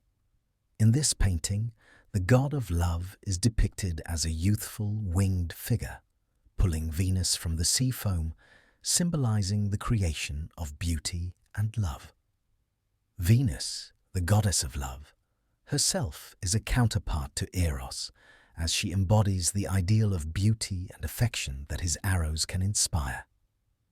The image of Eros with his bow and arrows, so central to the depiction of love in ancient mythology, is translated into Renaissance art as both a playful and symbolic figure, embodying the eternal relationship between desire and beauty. As literature and poetry evolved, particularly in the realms of courtly love and the works of the great romantic poets, the figure of Eros continued to be an important symbol of desire and passion. In the works of poets such as William Shakespeare, John Keats, and Pablo Neruda, love is depicted as both a transformative and a destructive force, a theme that finds its roots in the ancient myths of Eros. Shakespeare's play, A Midsummer Night's Dream, is particularly rich with references to the power of love and desire, with characters constantly at the mercy of the whims of Cupid's arrows. In this play, the god of love is not just a mythical figure, but a force that bends reality and brings both joy and chaos to the lives of those affected by it. In the Romantic movement, poets explored the complexity of love with a depth that echoed the tales of Greek mythology. The longing, yearning, and suffering associated with love in the myths of Eros are mirrored in the works of poets like Keats, who expressed both the sweetness and the sorrow of desire. In his famous poem, Endymion, Keats explores themes of love and desire as both eternal and unattainable, a reflection of the way Eros's power transcends time and space, always just out of reach, yet always present. The influence of Eros extends beyond literature and art into modern culture, where the god of love continues to be a symbol of both romantic and sexual desire. In contemporary society, the image of Cupid with his bow and arrows is a common symbol associated with Valentine's Day, the celebration of love and affection. While the modern portrayal of Cupid has become more commercialized, the underlying themes of love and desire that he represents remain timeless. Eros, in all his forms, continues to remind us of the power of attraction, the complexity of relationships, and the ways in which love shapes our world. In addition to the legacy of Eros in Western culture, his influence can also be seen in various other cultures around the world. The themes of love and desire are universal, and many cultures have their own gods and figures who embody these forces.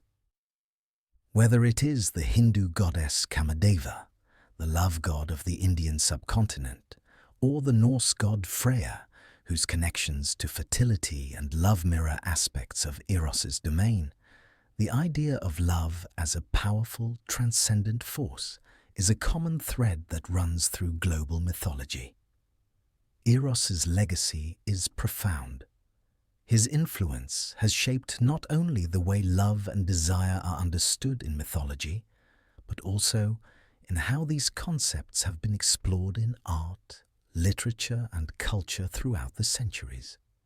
From the playful figure of Cupid in Roman myth to the passionate representations of love in the works of Renaissance artists and Romantic poets, the god of love continues to inspire and evoke deep reflection on the nature of desire, longing, and connection.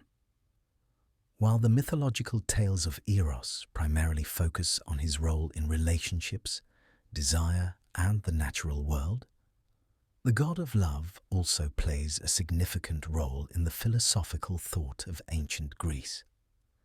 In the hands of thinkers like Plato and Aristophanes, Eros transcends his role as a mere deity of attraction, becoming a central force in their discussions of human nature, the pursuit of beauty, and the search for truth. Eros, in these contexts, becomes not just the god of romantic love, but a metaphor for the deeper spiritual and intellectual forces that drive human beings toward growth and fulfillment.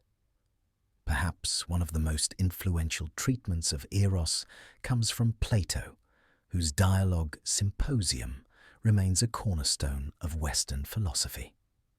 In this work, a series of characters, including Socrates, engage in a series of speeches about the nature of love, with particular attention paid to the role of Eros. In the dialogue, Eros is not simply a physical or emotional desire for another person, but a more profound longing for beauty, wisdom, and truth. Through the course of the conversation, Plato presents Eros as a kind of divine madness, a force that drives individuals toward the pursuit of the highest forms of beauty, culminating in the contemplation of the divine itself. The philosopher Diotima, a wise woman whom Socrates speaks with in the Symposium, offers a particularly profound interpretation of Eros. She describes Eros as the force that compels individuals not just to desire physical beauty, but to seek higher and more abstract forms of beauty, such as the beauty of the soul or the beauty of wisdom.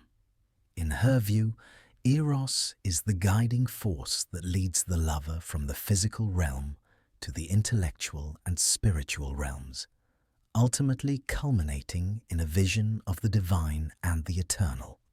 This idea, often referred to as the ascent of love, presents a model of Eros as the divine force that elevates the soul, leading it from the love of individual material forms of beauty to the love of the absolute, unchanging beauty of the divine. For Plato, Eros is not a fleeting emotion, but a guiding principle, the force that leads the soul toward truth and wisdom. It is through Eros that human beings are able to rise above their physical desires and seek a higher, more perfect understanding of the world around them. Love, in this context, becomes the driving force behind philosophical and spiritual growth, the very catalyst for the pursuit of knowledge and the ascent toward the divine.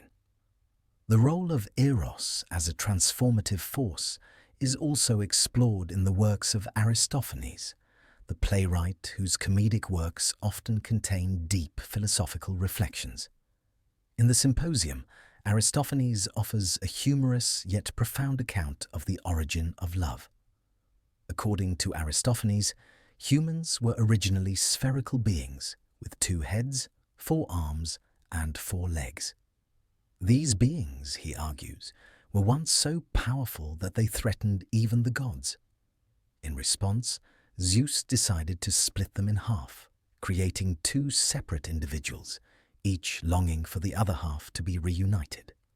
This desire for union, Aristophanes suggests, is the origin of love. In this story, Eros is not just the god of romantic attraction, but the personification of the longing for wholeness and unity. For Aristophanes, love is a quest for completion, a search for the lost half of one's soul. This portrayal of love as a cosmic force that drives individuals toward unity and fulfillment is a powerful reflection of the human condition. It speaks to the deep-seated desire for connection, understanding, and intimacy that lies at the heart of human relationships. The image of Eros in Aristophanes' myth presents a different view of love from that of Plato's. Whereas Plato's Eros is the force that elevates the soul toward higher knowledge, Aristophanes' Eros is more grounded in the emotional and physical yearning for union. This version of Eros emphasizes the importance of human connection and the longing for completeness. It is a more human-centered view of love, focused on the desire for intimacy and companionship. Both Plato and Aristophanes, though they present different perspectives on Eros, share a belief in the transformative power of love. For both philosophers, Eros is more than just a force of attraction. It is a spiritual and intellectual force that shapes the human experience. Whether as the guiding principle behind the pursuit of wisdom or as the primal desire for union, Eros is the force that moves individuals beyond their immediate desires and toward something higher. This philosophical treatment of Eros had a lasting impact on later thinkers and cultures. In the Neoplatonic tradition, for example, the ideas put forth in Plato's Symposium were further developed by philosophers like Plotinus. For Plotinus, Eros remained a central concept in his metaphysical system. He saw Eros as the divine force that leads the soul back to the One, the ultimate source of all existence. Eros, in Plotinus's view, is the force that connects all things in the cosmos, drawing them toward unity with the divine. Similarly, the early Christian thinkers, influenced by Platonic ideas, adapted the concept of Eros into their own theological frameworks. While Christian thought emphasized the spiritual aspects of love, the Neoplatonic tradition's interpretation of Eros as a force that draws the soul toward God became an important part of Christian mysticism. Figures like Augustine of Hippo and Thomas Aquinas incorporated Platonic ideas of love into their theological works, with Eros seen as the divine love that ultimately brings human beings closer to God. In the Renaissance, the idea of Eros as both a spiritual and physical force was revived in the works of philosophers and artists who sought to reconcile the intellectual and emotional aspects of love. Thinkers like Marsilio Ficino and Giovanni Pico della Mirandola took inspiration from Platonic and Neoplatonic thought, emphasizing the role of love in the pursuit of knowledge, truth, and beauty. During this time, Eros was often depicted as both a divine and earthly force, representing the union of body and soul. Even today, the influence of Eros in philosophy can be seen in discussions of love, attraction, and desire. Eros's legacy continues to shape the way we think about relationships, longing, and the pursuit of personal and spiritual fulfillment. Whether in the context of existential philosophy, where love is seen as an essential aspect of the human condition, or in contemporary discussions of romantic love, the ancient ideas about Eros still resonate with our understanding of the complexities of love. In essence, the philosophical legacy of Eros is a multifaceted one. His influence, as portrayed by figures like Plato and Aristophanes, elevates love beyond mere romantic attraction, casting it as a transformative force that can lead to wisdom, unity, and even spiritual transcendence. Eros, as both a symbol and a guiding principle, continues to shape our ideas about love, desire, and the pursuit of truth. ensuring that his legacy endures through the ages. While much of the mythological narrative surrounding Eros focuses on his role as a divine force and a powerful deity, his worship and reverence in ancient Greek society were also significant. Though not as central to Greek religious practices as gods like Zeus, Athena, or Apollo, Eros held a special place in the hearts of the people, representing not only the power of physical attraction, but also the broader cosmic force of love that shaped the very fabric of existence. In ancient Greece, Eros was worshipped in various forms, often linked to the celebration of fertility, passion, and the generative powers of love. Though temples dedicated to him were not as numerous as those dedicated to other gods, his presence was deeply felt in daily life and in the customs and rites of ancient Greek society. Eros was not just a god of romantic love, but also of the creative force that brought the universe into being, and it was in this capacity that he was often revered. One of the most prominent locations associated with the worship of Eros was Thespiae, a city in the region of Boeotia, which was particularly famous for its temple dedicated to the god. This temple, known as the Temple of Eros, was one of the key centers of Eros's cult in the ancient Greek world. In Thespiae, Eros was honored with annual festivals and rites, which included sacrifices and celebrations that sought to invoke his power and favor. These ceremonies were often focused on fertility, both of the land and of individuals, reflecting the idea that love and desire were central to the process of creation and renewal. In the Theban tradition, Eros was also closely associated with Aphrodite, his mother, as they were both gods who embodied the forces of attraction and generative power. Aphrodite, as the goddess of beauty and love, was a key figure in the rituals that invoked Eros's influence, and her connection to Eros symbolized the balance between physical beauty, attraction, and the deeper spiritual dimensions of love. The Greeks saw these two figures as inseparable, and their worship often took the form of offerings, prayers, and acts of devotion that acknowledged both the physical and metaphysical aspects of love. Eros's role in the religious sphere was not limited to the realms of fertility and romantic love. He was also closely linked to the concepts of desire and creation, and his power was invoked in rituals that sought to bring about new beginnings, creative inspiration, and the fulfillment of longing. The ancient Greeks believed that Eros had the power to ignite passion and inspiration not only between lovers, but also among artists, poets, and philosophers. He was seen as a muse of sorts, motivating the pursuit of beauty, knowledge, and creativity in all forms. In Homer's Iliad, for instance, Eros is depicted as a force that even the gods are subject to. When Aphrodite, the goddess of love, attempts to intervene in the Trojan War by aiding her son Aeneas, she is struck by an arrow from Eros, showing how even a goddess of love can be influenced by the raw power of desire.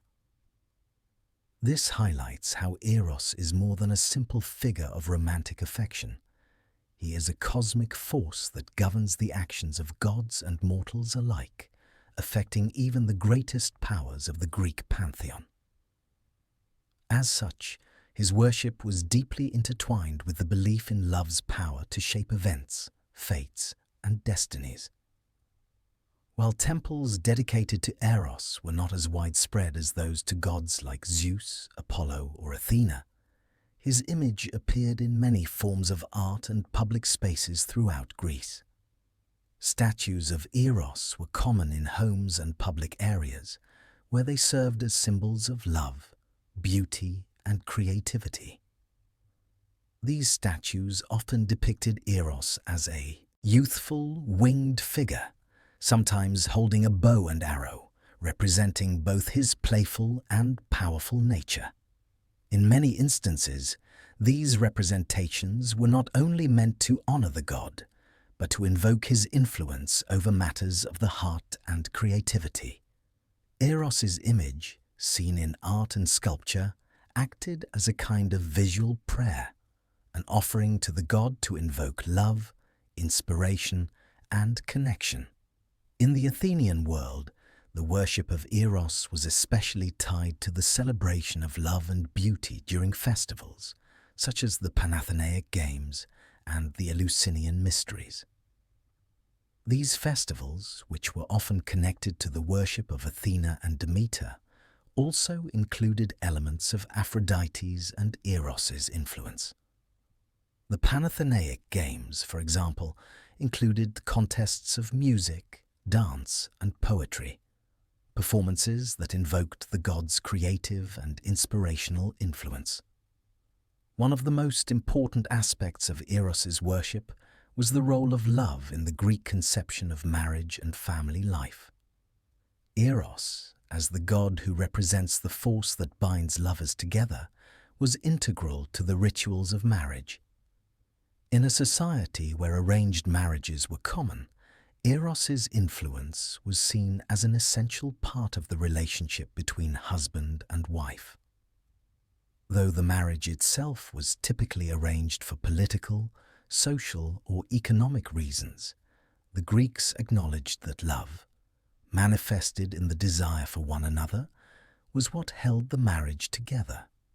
In this sense, Eros was a god who brought not only physical attraction, but also emotional fulfillment and spiritual connection, making him central to the sacred bonds of matrimony. Eros was also tied to the concept of divine love, particularly in the mythological sense.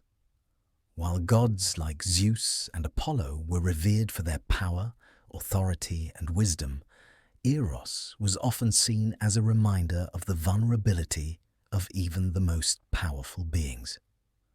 The gods were not immune to love and desire, and in fact, they were often the ones who experienced the strongest passions. This was a reminder to the Greeks that love could be both a creative and destructive force, one that transcended even divine authority. The love of the gods for one another, whether in marriage or in more tumultuous affairs, was a reflection of the same forces that shaped the lives of mortals. Though his worship was not as extensive as other major deities, Eros held an enduring and essential place in the hearts of the Greeks. As the god of love, he was not just an abstract symbol of romantic affection, but a vital part of the world's creative and transformative forces. His temples, statues, and festivals, though modest compared to those of other gods, were a testament to the lasting importance of love in the Greek worldview. The rituals associated with Eros emphasized not only the personal connections that love creates, but also the larger cosmic significance of desire as a force that unites and shapes the universe itself. Eros, though god of love and desire, has long been a source of inspiration for artists, poets, and writers throughout history. His multifaceted nature, as both a divine and a primal force, has made him a compelling subject in various forms of artistic expression. Whether depicted as a mischievous child with a bow and arrow, or as the cosmic force that drives the universe, Eros's presence in art and literature reflects the profound influence of love and desire in shaping both individual lives and the course of history. In ancient Greek art, Eros was often depicted as a young, winged figure, an image that has endured throughout the centuries. These representations of Eros are characterized by their gentle beauty and graceful movements, symbolizing the power of love to transcend earthly limitations.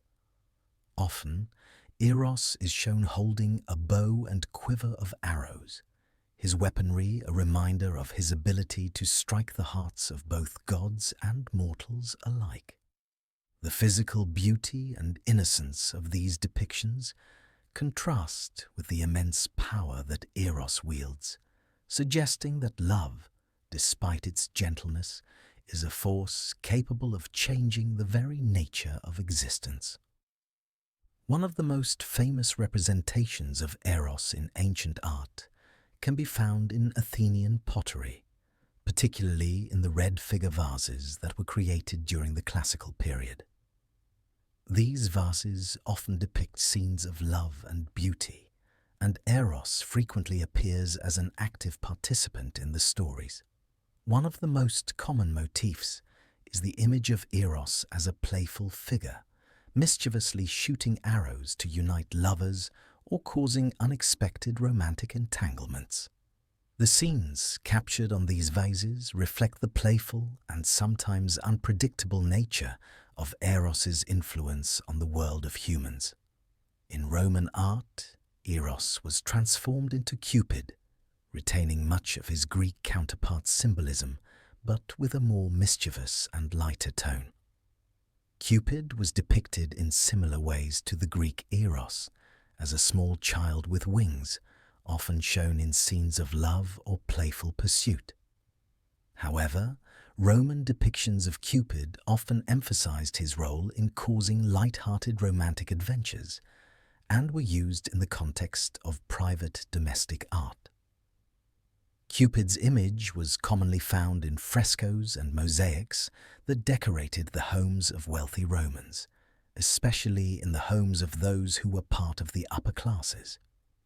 In these settings, Cupid became a symbol of both the joy of love and the fleeting nature of beauty and youth.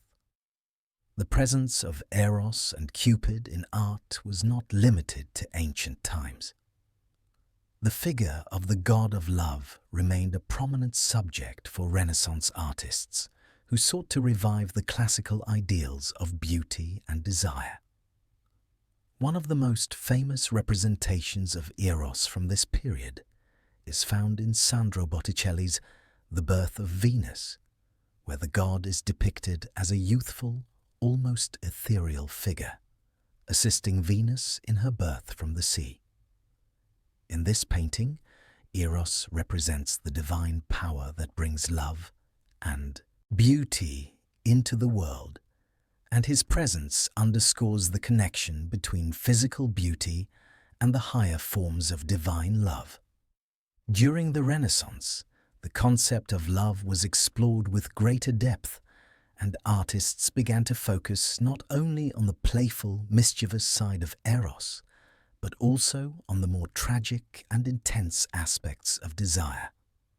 The Baroque period, in particular, saw Eros being depicted in a more dramatic, sensual light, reflecting the heightened emotional expression of the time. Caravaggio's Amor vincit omnia, Love Conquers All, is a prime example of this shift, with the image of a young, strong Cupid triumphantly holding the symbols of love and vanquishing the traditional symbols of war and power. In Caravaggio's painting, Eros is not only a playful figure, but a symbol of the omnipotence of love, a force that can conquer even the most powerful and worldly of forces. In literature, Eros's influence is just as profound.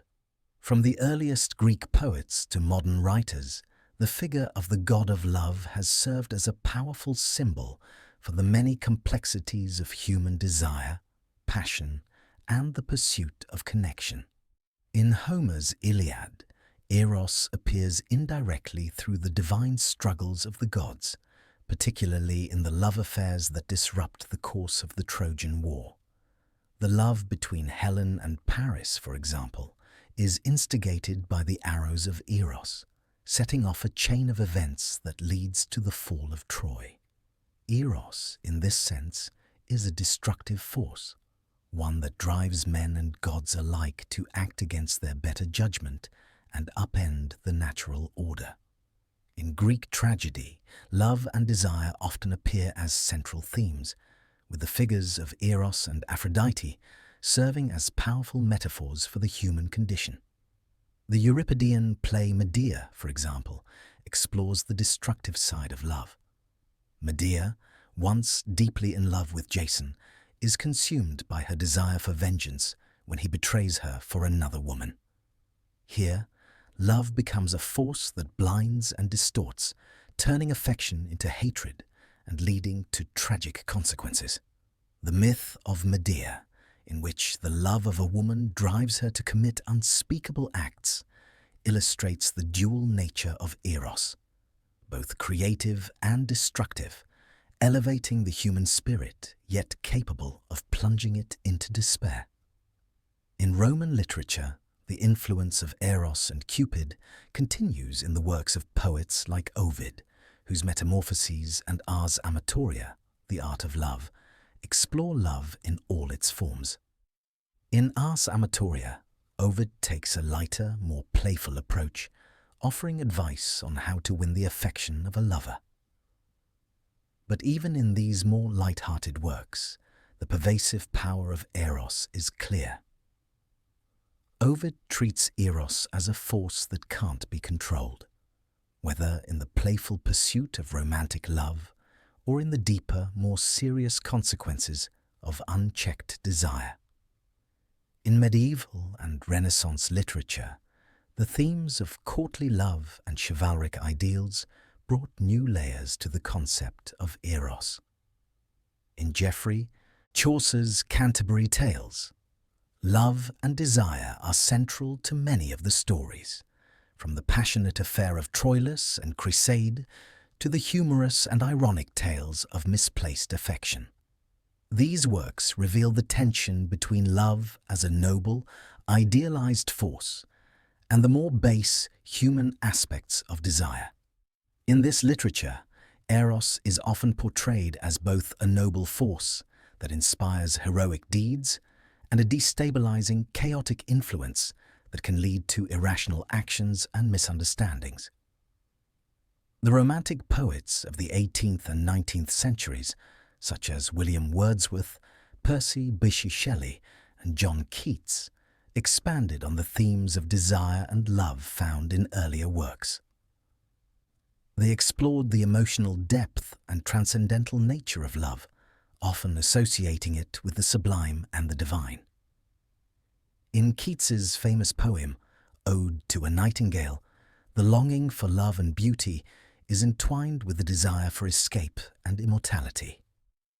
Eros, in these works, is both a force of deep connection and a symbol of the fleeting nature of human life. Even in modern literature and culture, the figure of Eros continues to be a symbol of both the ideal and the complicated nature of love. In works of contemporary fiction, love is often portrayed as a consuming, transformative force, with characters either striving to understand it or struggling to escape its grasp. The figure of Eros, in all his forms, remains a central figure in both literary and artistic traditions, reminding us of the power that love holds, whether in the realm of myth, art, or human experience.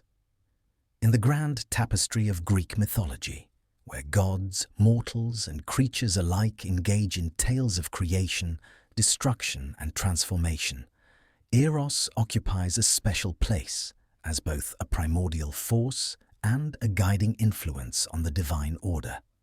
While many gods were linked to specific domains of nature, culture, or human affairs, Eros's power transcended such boundaries. He is the very embodiment of desire and attraction, and his role within the cosmos is far-reaching, affecting not only the affairs of gods and mortals, but also the creation of the universe itself. Eros's origins, as depicted in some of the earliest Greek myths, suggest that he was among the first beings to emerge from the primordial chaos.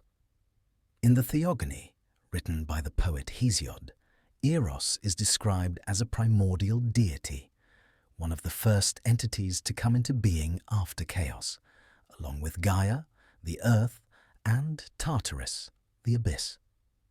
This ancient depiction of Eros connects him with the earliest forces of creation, suggesting that love and desire were essential for the formation of the cosmos itself. His very existence, according to this narrative, represents the fundamental force that binds all things together.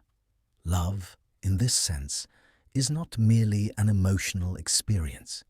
It is a cosmic principle, a creative energy that enables the universe to come into being and remain in harmony.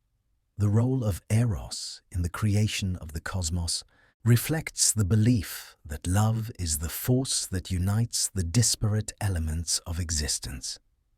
In the Orphic hymns, which offer a poetic and mystical understanding of the gods, Eros is portrayed as the force that brings together opposites and creates balance in the world.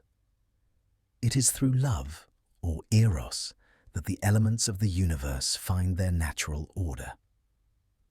The myth of Eros, then, carries with it a deep philosophical message. Love is not only the emotional bond between individuals, but the underlying principle of all things. Without love, the cosmos would be fragmented and incomplete. This cosmic influence of Eros extends far beyond the creation of the universe itself. As a deity, Eros was also intimately involved in the lives of the gods, often serving as the catalyst for relationships, unions, and conflicts among the divine. The gods themselves were not immune to his influence. Eros's arrows, those mystical instruments of love, could strike even the most powerful deities, causing them to fall under his spell. The desire he instilled in the gods was often a source of both joy and turmoil, as their relationships were subject to the same complexities and uncertainties that plagued mortal affairs. One of the most famous examples of Eros's role in divine relationships is the love affair between Aphrodite, the goddess of beauty, and Ares, the god of war. Aphrodite and Ares's union is a direct result of Eros's power, and their relationship, though full of passion and attraction, is also fraught with complications. In many versions of the myth, their affair is concealed from Aphrodite's husband, Hephaestus, the god of craftsmanship. This clandestine relationship, as well as the jealousy and conflict that it stirred among the gods, underscores the complexity of love's role in both the human and divine realms. Through Eros, love becomes a force that not only binds but also disrupts, causing both unity and discord in the lives of those it touches. Eros's influence was not limited to romantic love alone. In many myths, his power extends to the creation of offspring, both mortal and divine. As a god whose arrows could pierce the hearts of both gods and mortals, Eros's role in the procreation of new life is significant. His influence over fertility and reproduction is seen in the many unions that he inspires, unions that lead to the birth of heroes, gods, and creatures that further shape the mythological world. His ability to bring beings together is not simply about love in the romantic sense. It is also a cosmic force that ensures the continuation of life itself. The power of Eros to create new life is particularly evident in the myth of the birth of the beautiful and wise hero, Helen of Troy. According to some versions of her story, it is Eros who causes Helen's famous beauty to emerge, making her the object of desire not only for mortals, but for gods as well. This beauty, however, is not without consequence. Eros's arrows, which set the hearts of Paris and other suitors aflame, ultimately lead to the events of the Trojan War. In this way, Eros's involvement in the creation of life is both a blessing and a curse, as love often brings as much destruction as it does joy. Eros's role in the cosmic order also extends to the fundamental cycles of life and death. In many ways, the myths in which Eros is featured are stories of growth, decay, and transformation. The desire he instills in both gods and mortals sets in motion the forces of change and renewal that govern the world. Love, through Eros, is often depicted as the driving force behind the cycles of life.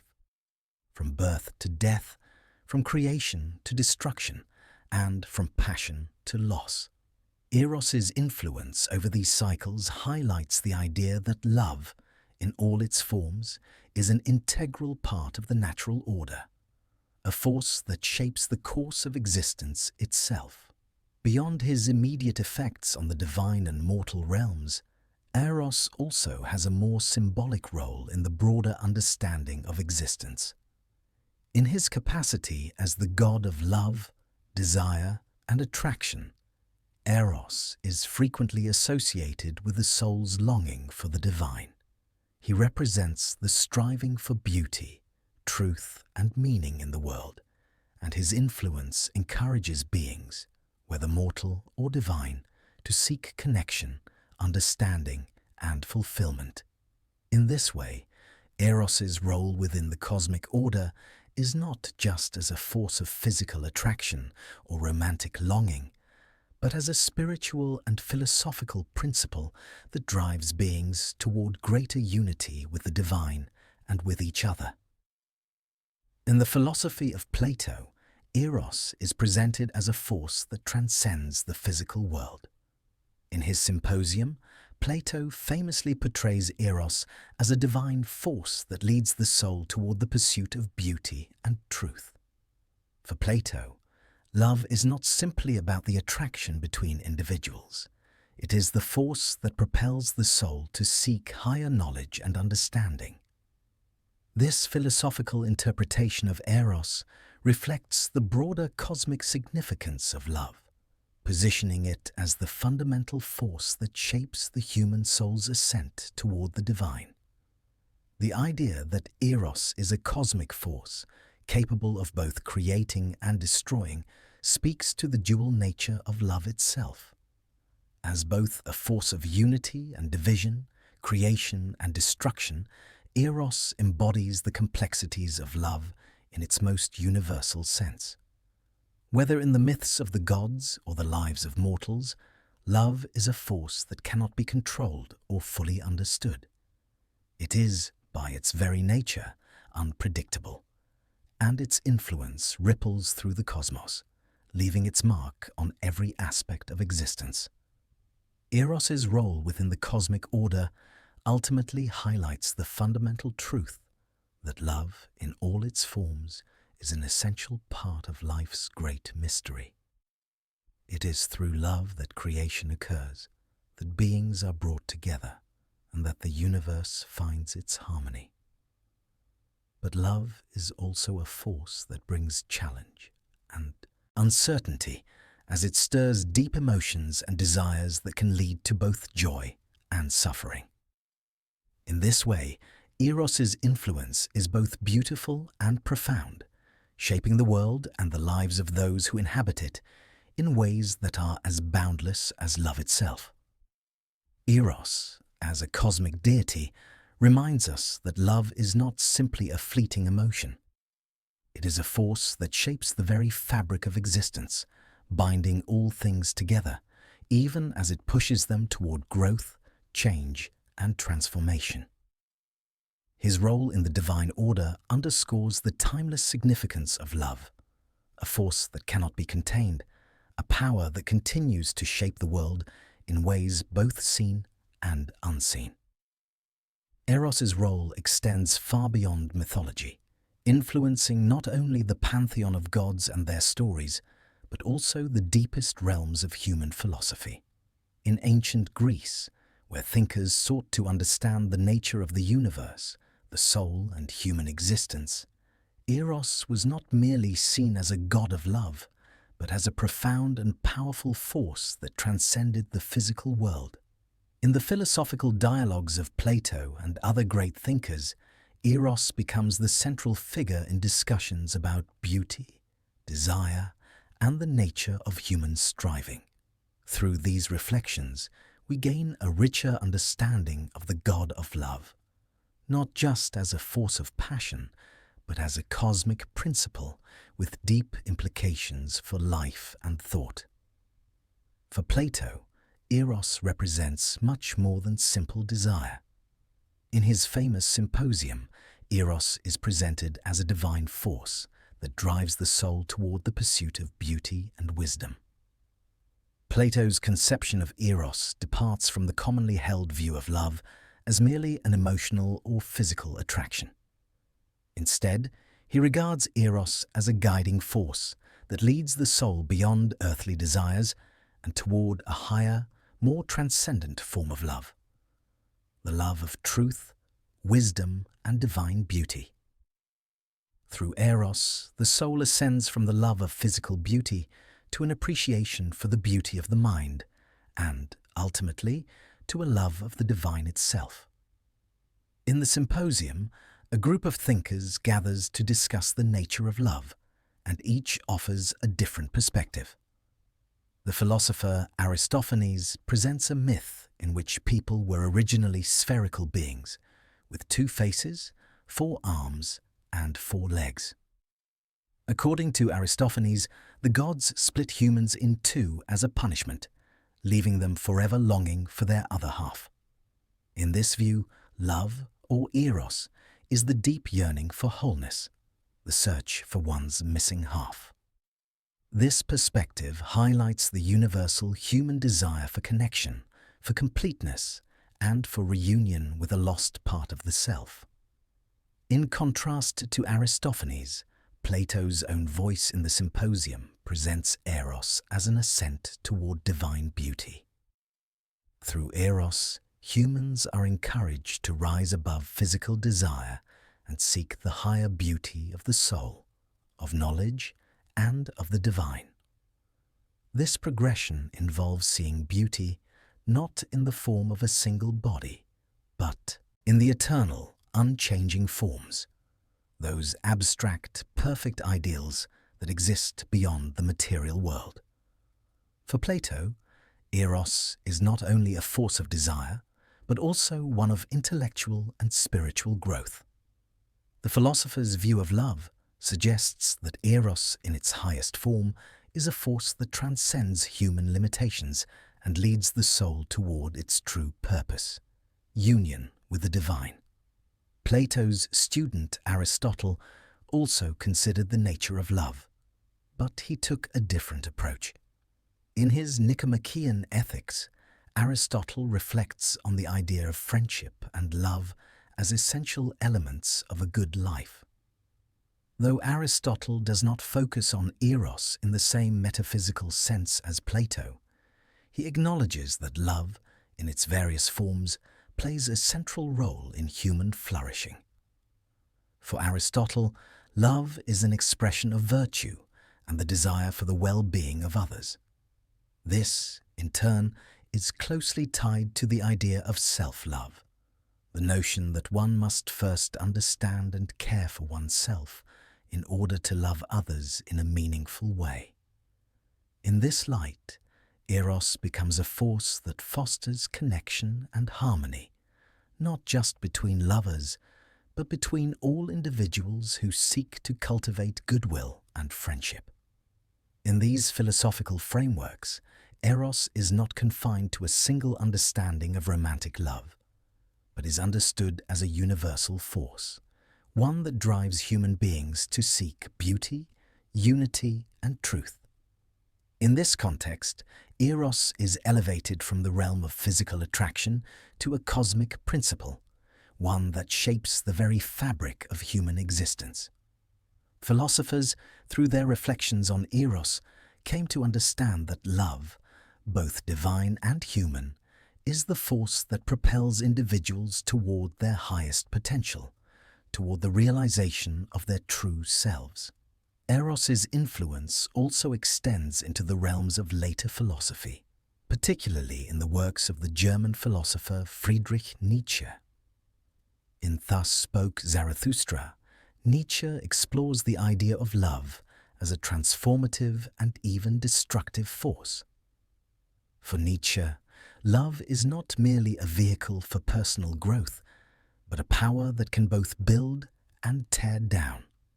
In his philosophy, love is not a gentle, harmonious force, but a powerful, life-affirming energy that propels individuals to embrace their true will and to transcend conventional morality.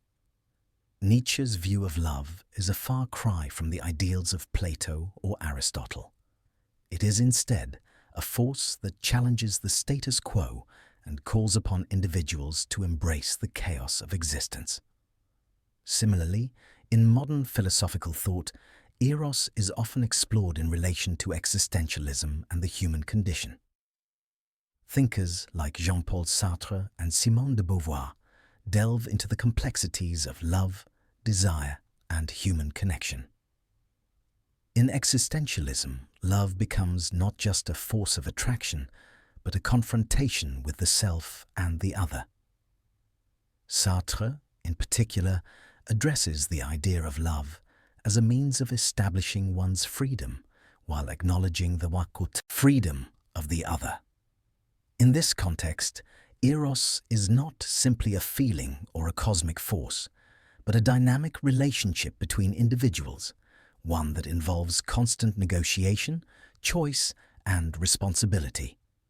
Beyond these deep philosophical considerations, Eros also plays a significant role in the development of Western ethics and morality. As the god of love, Eros has come to represent the highest ideals of human interaction: the desire for connection, understanding, and mutual respect. In religious and philosophical traditions across the world, love is regarded as one of the highest virtues, and Eros, as a symbol of love, serves as a guiding principle for ethical behavior. The ethical teachings of figures like Jesus Christ, the Buddha, and other spiritual leaders often emphasize the importance of love in all its forms, whether love for oneself, for others, or for the divine. In this sense, Eros transcends mythology and enters the realm of universal truth. In the realm of art, literature, and culture, Eros's philosophical implications have been explored and reinterpreted through countless works. Writers, artists, and thinkers have continued to draw upon the figure of Eros to explore the complexities of love and desire, and to understand how these forces shape the human experience. From the poetry of the Romantic era to contemporary art and literature, Eros remains a central figure in the exploration of beauty, passion, and the mysteries of the heart. Through all these reflections, one thing remains clear: Eros is not just a deity of romantic love, but a symbol of the driving force that underlies all human striving. Whether seen as a divine principle, a force of nature, or an intellectual pursuit, Eros remains a timeless symbol of the power of love to shape the course of human history, thought, and experience. As we contemplate Eros's role in philosophy, we are reminded that love is not a simple emotion, but a profound force that influences not only our relationships with others, but our understanding of the universe and ourselves. In the stories of Eros, we find reflections of our own desires, our own search for meaning, and our own longing for connection, both with the divine and with each other. Eros, as both a god and a symbol, continues to guide us on our journey toward understanding the nature of love, beauty, and truth. Though the ancient myths of Eros may have originated millennia ago, his presence continues to resonate through the tapestry of modern culture. The god of love, in his various manifestations, has shaped not only ancient religious beliefs and philosophical ideas, but also the world of contemporary art, literature, and thought. Today, Eros remains a figure imbued with timeless relevance, influencing everything from poetry and literature to film, psychology, and even social discourse. This enduring legacy speaks to the universal and enduring nature of love itself, a force as powerful today as it was in ancient times. In the realm of literature, Eros remains an archetype of love's complexities. The themes of passion, desire, and the conflict between the spiritual and physical forms of love are as prevalent in contemporary works as they were in classical texts. From the works of Shakespeare, where love is often portrayed as a transformative and sometimes destructive force, to modern writers such as F. Scott Fitzgerald and Tennessee Williams, the figure of Eros continues to embody the intricate dynamics of human relationships. In these stories, love is often portrayed as both uplifting and overwhelming, a source of both personal fulfillment and profound tragedy. These literary explorations of love and desire reflect the dual nature of Eros, as both a creative and destructive force, capable of inspiring both beauty and suffering. One of the most famous works of modern literature to draw upon the power of Eros is William Shakespeare's Romeo and Juliet. The story of the star-crossed lovers is filled with passion, but it also reveals the destructive potential of love when it is driven by intense desire and outside forces. The intensity of their love, much like the unpredictable nature of Eros's arrows, blinds the lovers to the consequences of their actions, leading to their tragic end. In this way, the myth of Eros as both a divine and powerful force is brought to life in the story of Romeo and Juliet, where love transcends reason and its consequences, both beautiful and tragic, unfold with dramatic intensity. Modern cinema has also explored the influence of Eros through countless films that center around themes of romantic love. From classic films like Casablanca, where love triumphs against the backdrop of war, to contemporary romantic dramas, the figure of Eros continues to shape how love is portrayed in visual media. In these films, love often plays a central role in character development, driving individuals towards self-discovery, sacrifice, and transformation. Whether in the context of grand romance or quiet, intimate moments, the figure of Eros remains present in these stories, illustrating love's ability to change the course of lives. The portrayal of love in modern media often focuses on the idea of falling in love, a concept that echoes the mythical idea of being struck by Eros's arrow. In these stories, love comes suddenly, sometimes unexpectedly, and can be as chaotic as it is beautiful.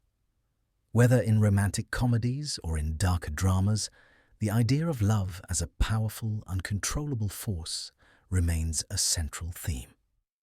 It reflects a modern understanding of Eros's unpredictable nature. Love, though often portrayed as an ideal, is also something that can overwhelm the individual, causing unexpected emotions, reactions, and consequences. Beyond literature and film, the figure of Eros continues to influence psychological thought.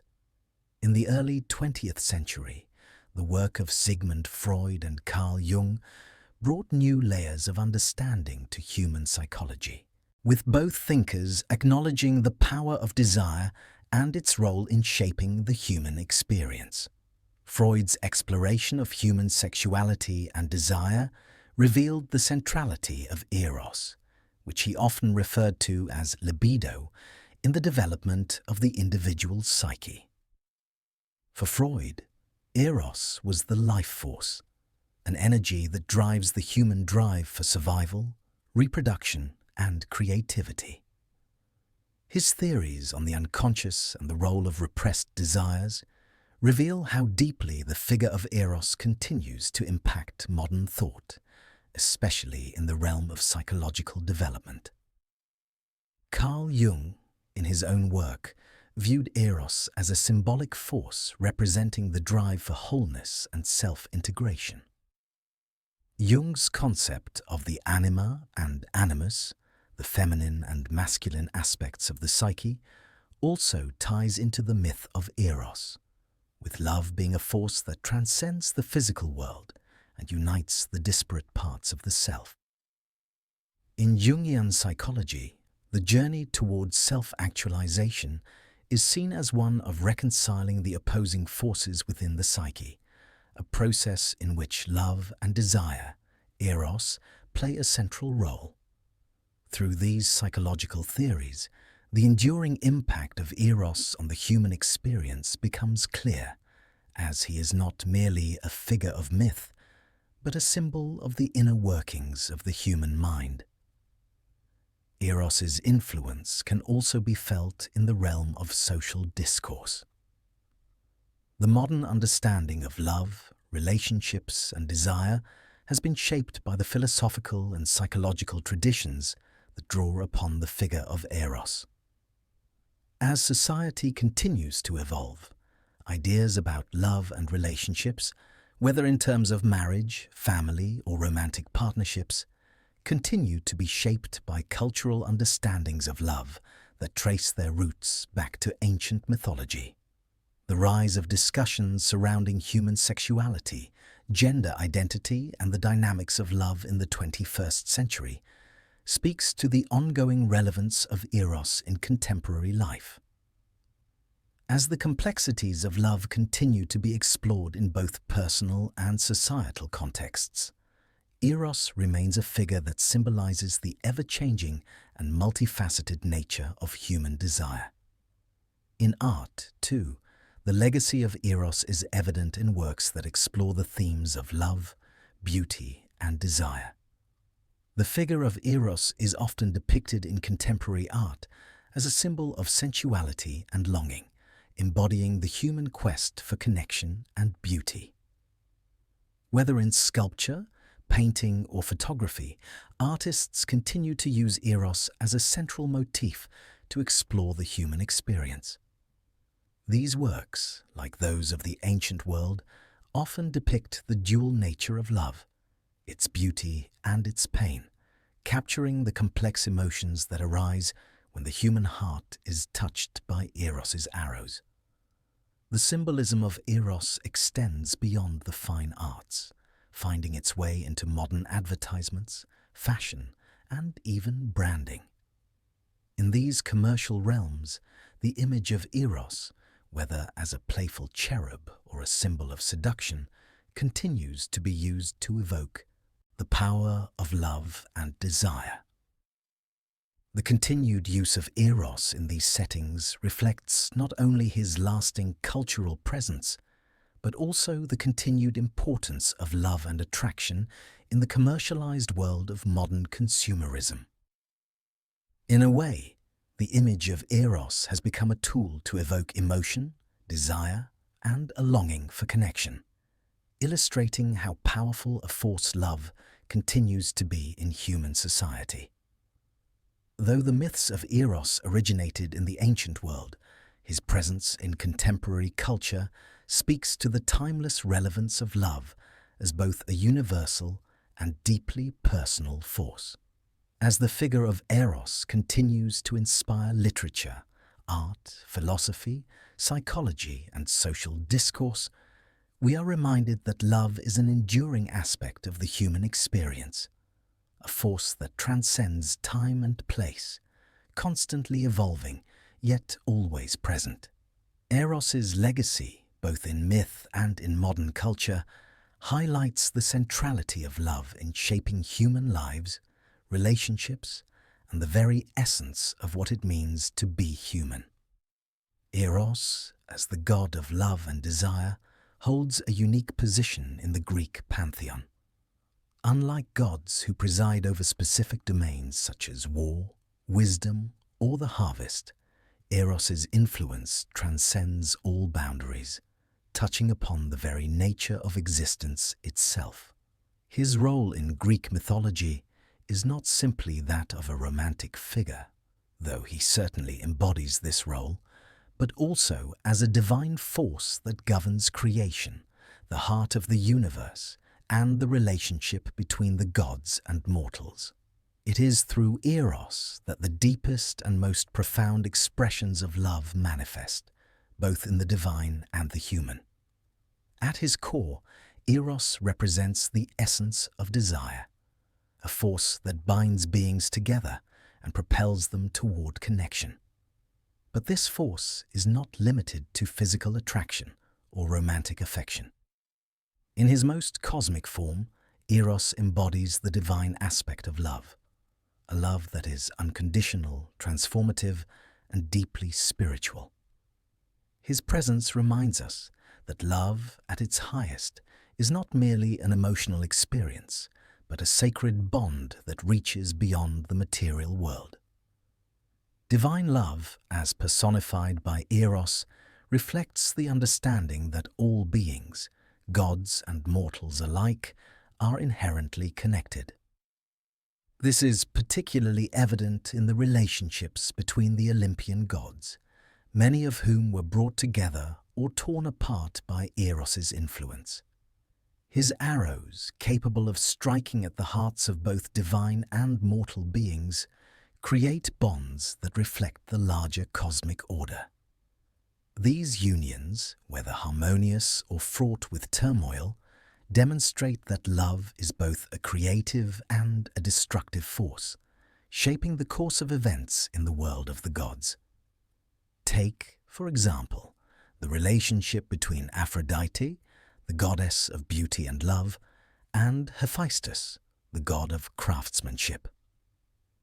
Though their marriage was not one of passion, their union, initiated by the will of the gods, was a reflection of divine love, one based on necessity, creation, and mutual respect, rather than physical attraction. Eros's influence in this union is subtle, suggesting that love, in its purest form, does not always rely on immediate desire, but can emerge from other divine principles, such as companionship, purpose, and even duty. Yet, Eros's power is also visible in the more passionate relationships between the gods, such as the love affair between Ares and Aphrodite. This relationship, which sparked jealousy and conflict, reveals another facet of divine love, its potential for disruption. Eros's arrows, which strike even the most distant gods, have the power to challenge the divine order, creating chaos where once there was harmony. In this sense, love is shown as a force that cannot be controlled or predicted, a divine force that refuses to be bound by the constraints of logic or reason. However, it is not just the gods who are affected by Eros's influence. The gods' relationships with mortals are equally shaped by love, and in many cases, divine love leads to both the creation and destruction of human lives. One of the most powerful examples of this is the myth of Orpheus and Eurydice. Orpheus, the great musician, was so deeply in love with his wife Eurydice that he ventured into the underworld to bring her back from the realm of the dead. His love, though pure and devoted, could not prevent the tragic fate that awaited him. In this story, Eros is both the force that drives Orpheus's journey and the tragic reminder that love, no matter how deep, can sometimes lead to irreversible consequences. In other myths, such as that of Pygmalion and Galatea, Eros serves as the catalyst for transformation. Pygmalion, a sculptor, fell in love with a statue he had created, and his love for the work of his hands brought the statue to life. This myth, in which love transcends the boundaries of the physical world, speaks to the transformative power of divine love. Love that not only connects individuals, but also has the power to shape reality itself. The moment of Galatea's transformation is an expression of the potential for love to transcend the limits of the material world and reach into the divine.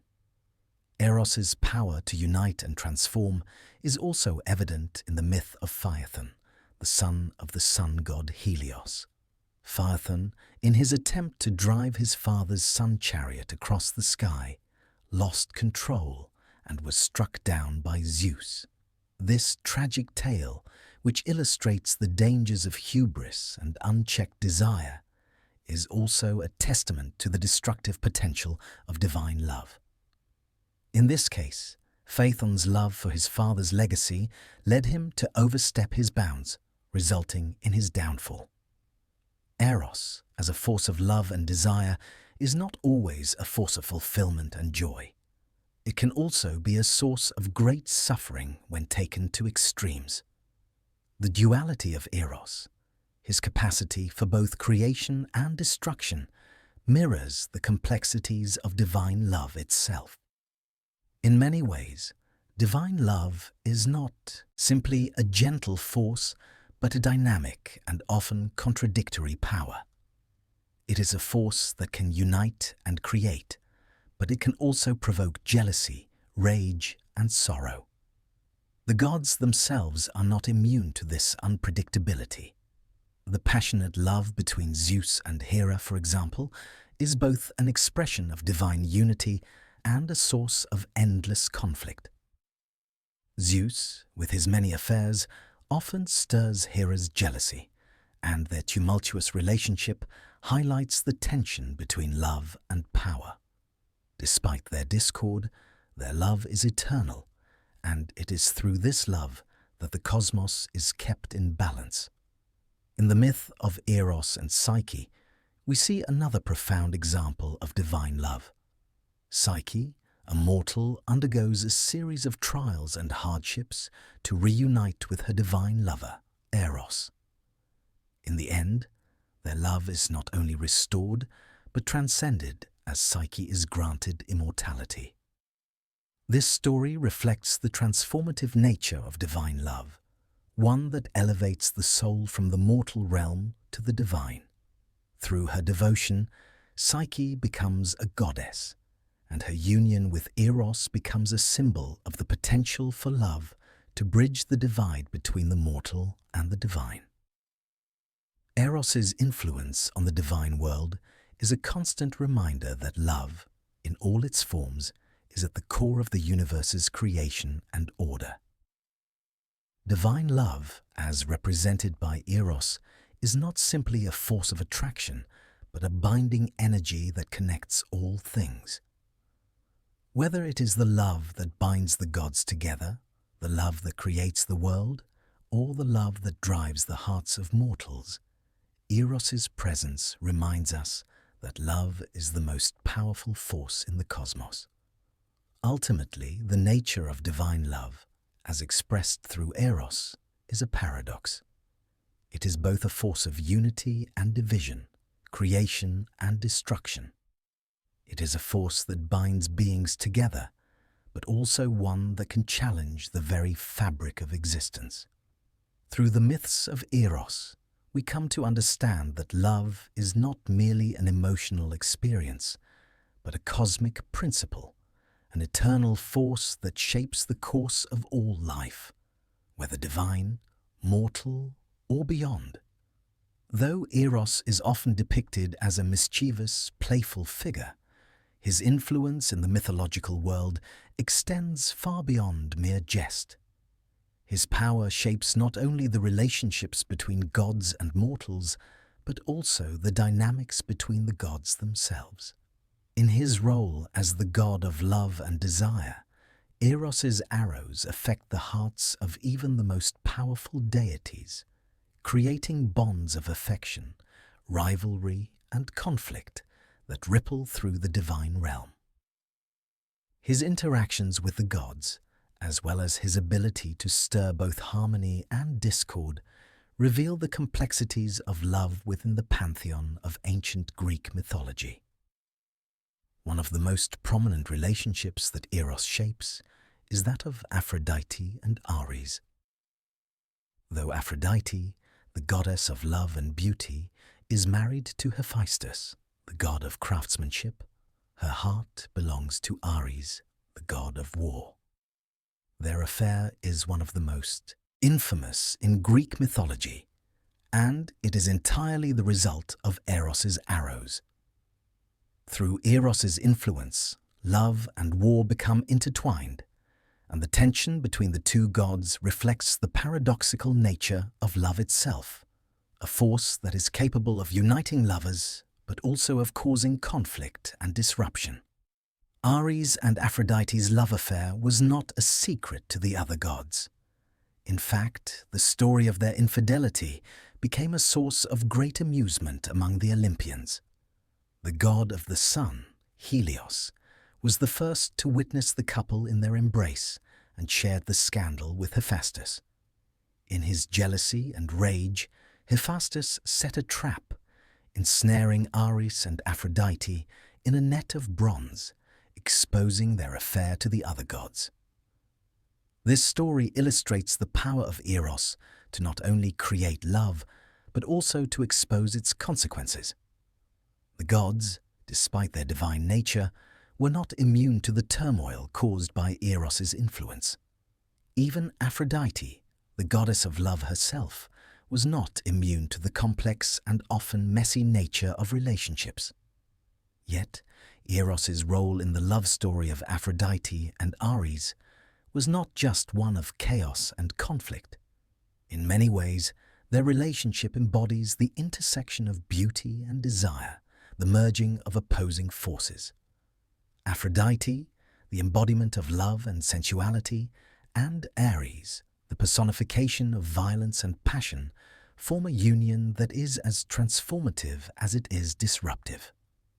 Through their love, Eros brings forth a connection that spans the divine spectrum, from the beautiful to the brutal. In this sense, the relationship between Aphrodite and Ares is a manifestation of the multifaceted nature of love, one that transcends boundaries and unites the most unexpected of partners. Eros also played a pivotal role in the love affair between Zeus and Hera, the king and queen of the gods. Although their marriage was fraught with strife, betrayal, and jealousy, largely due to Zeus's many infidelities, their bond was undeniable. Eros's influence over Zeus and Hera's relationship was not simply one of romantic attraction, but also one of power and politics. As the gods who ruled the heavens, Zeus and Hera's union was central to the functioning of the cosmos, and their relationship shaped the divine order itself. Zeus's numerous love affairs often led to Hera's jealousy and anger, leading to many mythological tales of vengeance and retribution. The dynamic between Zeus and Hera illustrates another aspect of Eros's influence: the idea that love is not always harmonious. Eros's arrows do not always inspire tranquility or unity. Sometimes they create friction, as when Hera sought revenge against Zeus's lovers and their children. The cycle of love, jealousy, and vengeance within their marriage is a testament to the fact that Eros, even in the divine realm, can lead to discord as much as it leads to harmony. Perhaps one of the most intriguing relationships influenced by Eros is that between Artemis and Apollo, the twin children of Zeus and Leto. Artemis, the goddess of the hunt and chastity, was known for her resistance to love and the affections of men. She remained steadfast in her devotion to her independence and rejected any notion of romantic entanglements. Apollo, on the other hand, was the god of music, prophecy, and the sun, and his own desires often led him to pursue relationships with both gods and mortals. Though Artemis and Apollo had a close sibling bond, their contrasting attitudes toward love highlight the different ways in which Eros can manifest in the lives of the gods. While Artemis rejected the influence of Eros, Apollo was more susceptible to the arrows of love. His many romantic pursuits, often unreciprocated, serve as a reminder that Eros does not always favor the powerful or the beautiful. Love, as represented by Eros, is blind to status and can strike even the mightiest of gods. One of Apollo's most famous love stories is his unrequited love for the nymph Daphne, who, in her desire to escape his advances, was transformed into a laurel tree. In this myth, Eros plays a central role, as it is his arrow of love that causes Apollo to fall for Daphne, and his arrow of hate that drives Daphne to flee. The tragic outcome of their story underscores the dual nature of Eros's influence, love that can be both transformative and destructive. The story of Apollo and Daphne highlights another aspect of Eros's power, his ability to provoke emotions and actions that lead to unintended consequences. Apollo's love for Daphne, though pure in its intensity, is ultimately thwarted by her desire for independence and her rejection of love's pull. In the end, the result of their tragic tale is not the union of lovers, but the creation of the laurel tree, which would later become sacred to Apollo. In this myth, Eros's arrows bring about not union, but transformation, turning unrequited love into something eternal, though not in the way Apollo had envisioned. Eros's role in these relationships demonstrates that his influence is not confined to the mortal realm or to romantic love alone. As the god of desire and attraction, Eros is a force that shapes the very fabric of the divine world. Whether he is bringing together gods like Ares and Aphrodite, causing jealousy between Zeus and Hera, or inspiring tragic love stories like that of Apollo and Daphne, Eros is the force that moves the gods, just as he moves mortals. His arrows do not simply connect hearts. They bind destinies, create conflicts, and transform the world in ways both visible and unseen. Through his interactions with the gods, Eros underscores the universality of love. No matter how powerful or immortal a being may be, love's influence is a force that cannot be avoided or controlled. The gods, in their own way, are at the mercy of Eros's power, just as mortals are. In this way, the stories of Eros and the gods serve as a reminder that love, in all its forms, is a universal force that shapes the course of life, whether in the heavens, on earth, or in the heart. While Eros originates in Greek mythology, his essence and influence transcend the borders of ancient Greece and ripple through many different cultures and traditions. The concept of love, desire, and attraction as a divine force is not unique to the Greeks. Across the world and throughout history, the fundamental power of Eros has appeared in various forms, revealing how deeply the nature of love is woven into the fabric of human experience. Eros, in all his manifestations, speaks to a universal truth.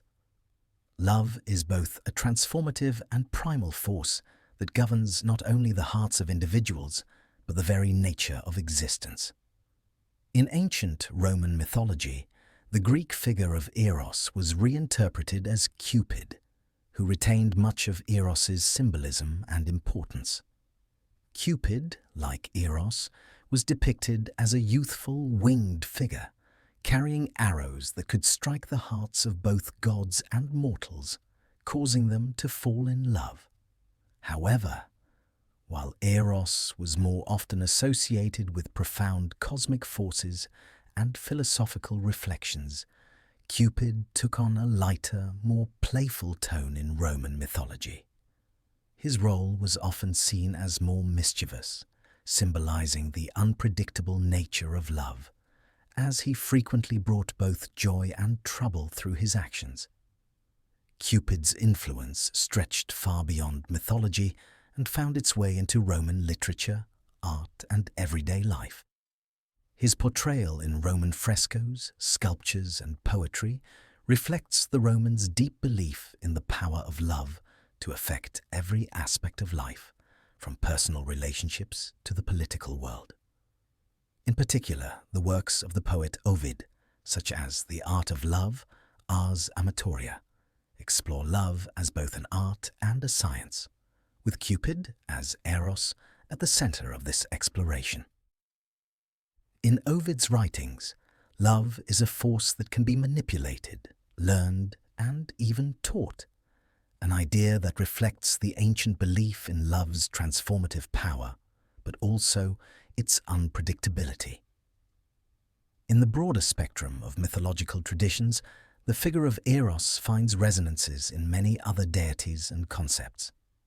In Hinduism, the god Kama shares a striking similarity to Eros. Kama, often depicted as a youthful god with a bow and arrows, is the god of love, desire, and sensual pleasure.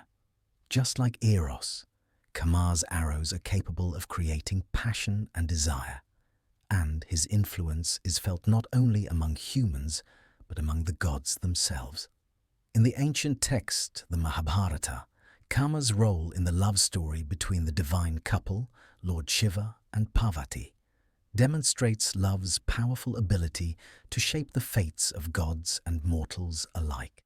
Kama, like Eros, is seen as a force that transcends reason, guiding the hearts of beings toward union and harmony. Yet, unlike Eros, Kama's narrative also includes themes of death and rebirth. In one of the most poignant myths surrounding Kama, he is burned to ashes by Lord Shiva in a moment of anger and rage. However, Kama is later resurrected, symbolizing the cyclical nature of love, its power to be destroyed and yet reborn, to be both a force of life and of sacrifice.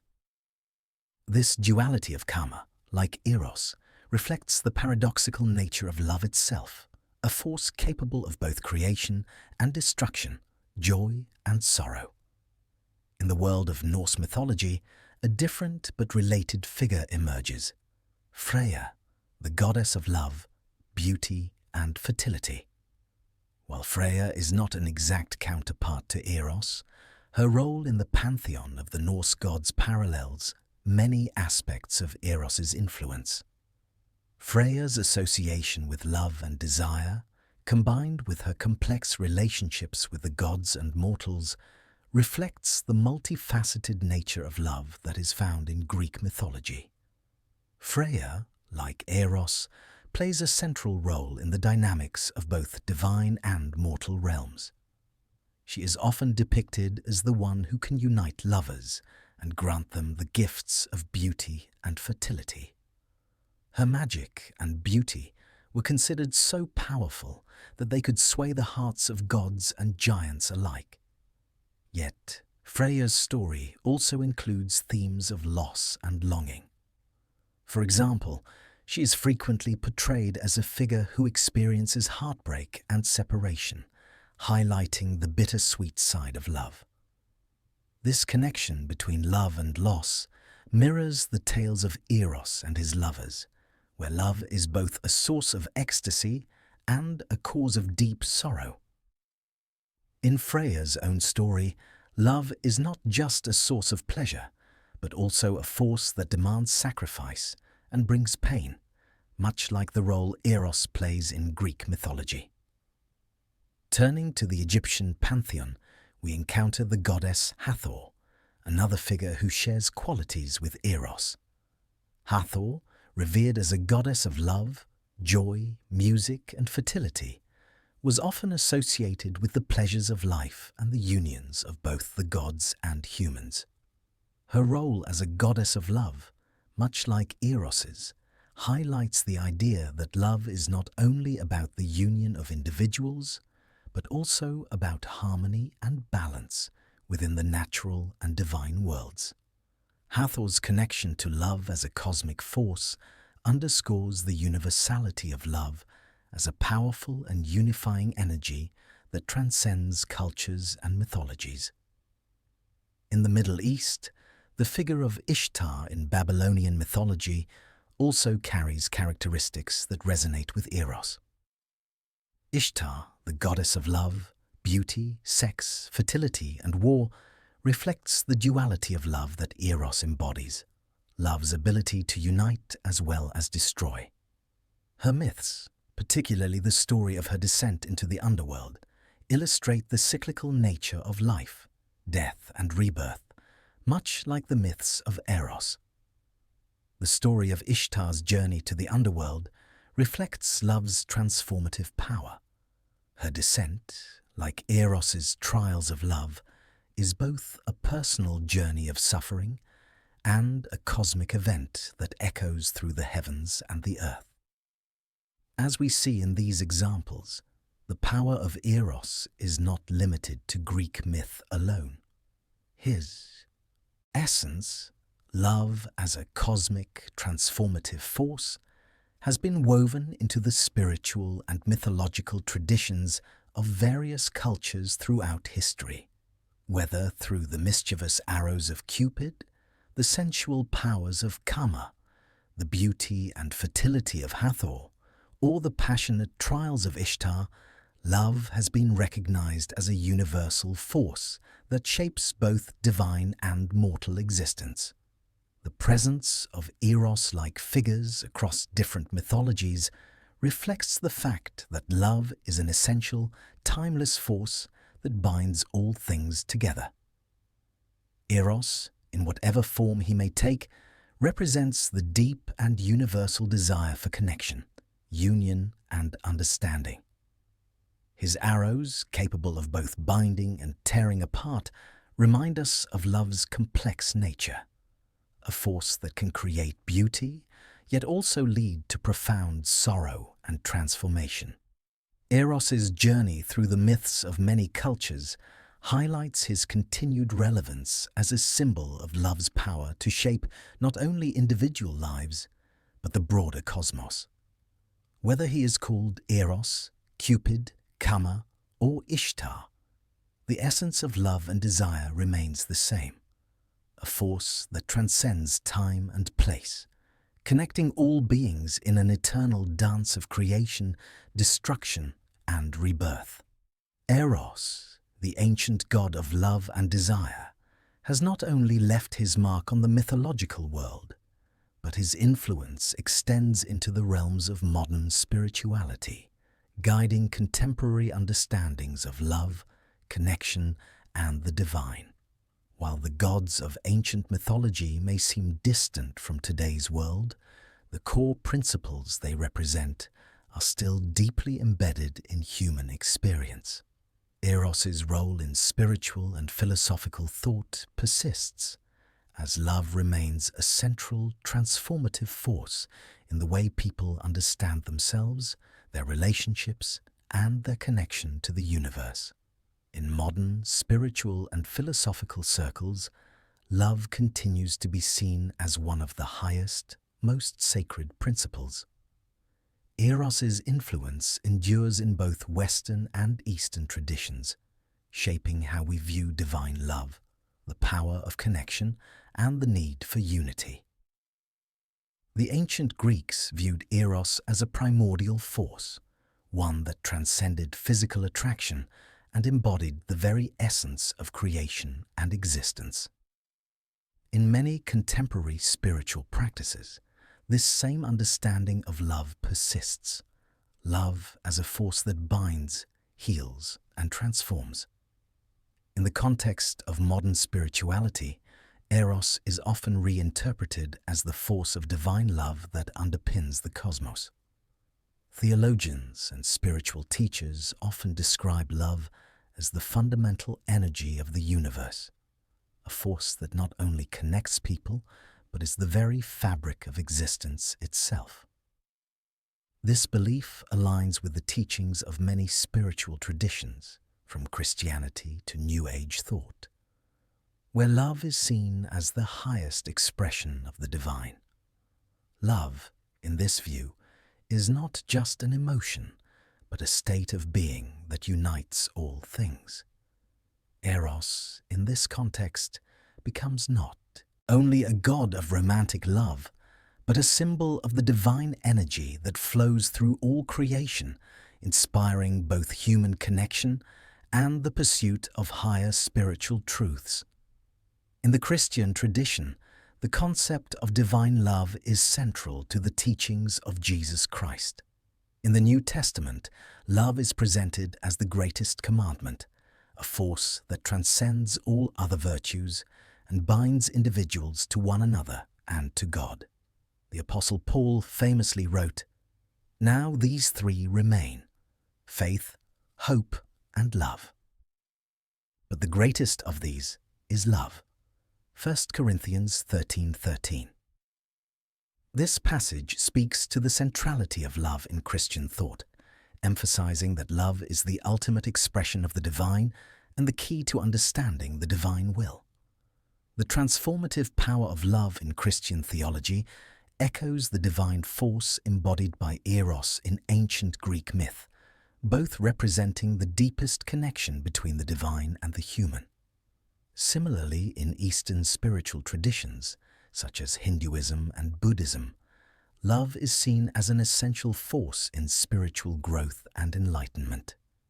In Hinduism, the god Krishna, often associated with love and devotion, embodies a form of divine love that transcends worldly attachments and brings individuals closer to the divine. Krishna's love, particularly in his relationship with Radha, emphasizes the spiritual nature of love, one that is pure, selfless, and transformative. Krishna's love is not confined to romantic or personal desires, but extends to the divine, representing the union of the soul with the higher self. In Buddhism, love is often understood as metta, loving kindness, a form of unconditional love that extends beyond personal attachment and embraces all beings. Metta is a key component of Buddhist practice, encouraging practitioners to cultivate love, compassion, and empathy toward all living creatures. The ultimate goal is to transcend selfish desires and develop a universal love that leads to enlightenment. This concept of universal love reflects Eros's more cosmic, divine aspects, where love becomes a force that connects all beings and transcends the boundaries of the individual self. In more modern spiritual movements, the influence of Eros is often seen in the emphasis on self-love and personal transformation.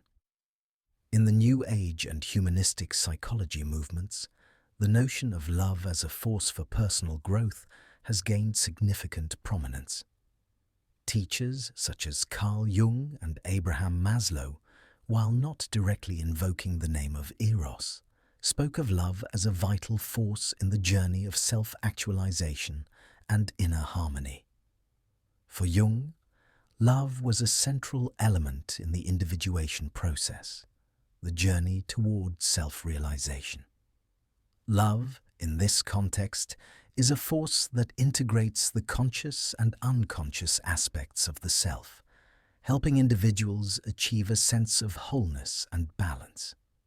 Similarly, Maslow's hierarchy of needs places love and belonging as key components in the journey toward self-actualization, where the ability to love and be loved is seen as integral to one's mental and emotional health.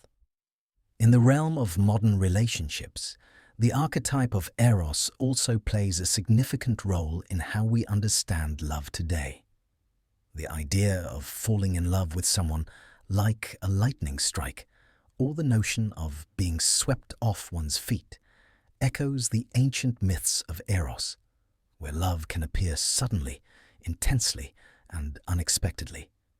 In contemporary culture, this aspect of love is often romanticized, with the idea of true love being equated with the sudden, overwhelming experience of passion. While this notion can be seen in films, literature, and popular culture, it also reflects the deeper spiritual truths about love's transformative power. Eros's arrows, while often causing chaos and conflict in the myths, are ultimately part of a larger process of growth and change. A reminder that love, in all its forms, can bring both joy and sorrow, but always leads to personal transformation.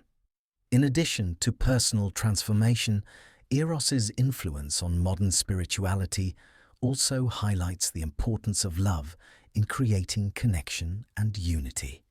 Many contemporary spiritual practices, such as meditation and mindfulness, emphasize the importance of cultivating love, both for oneself and for others, as a way to heal and grow.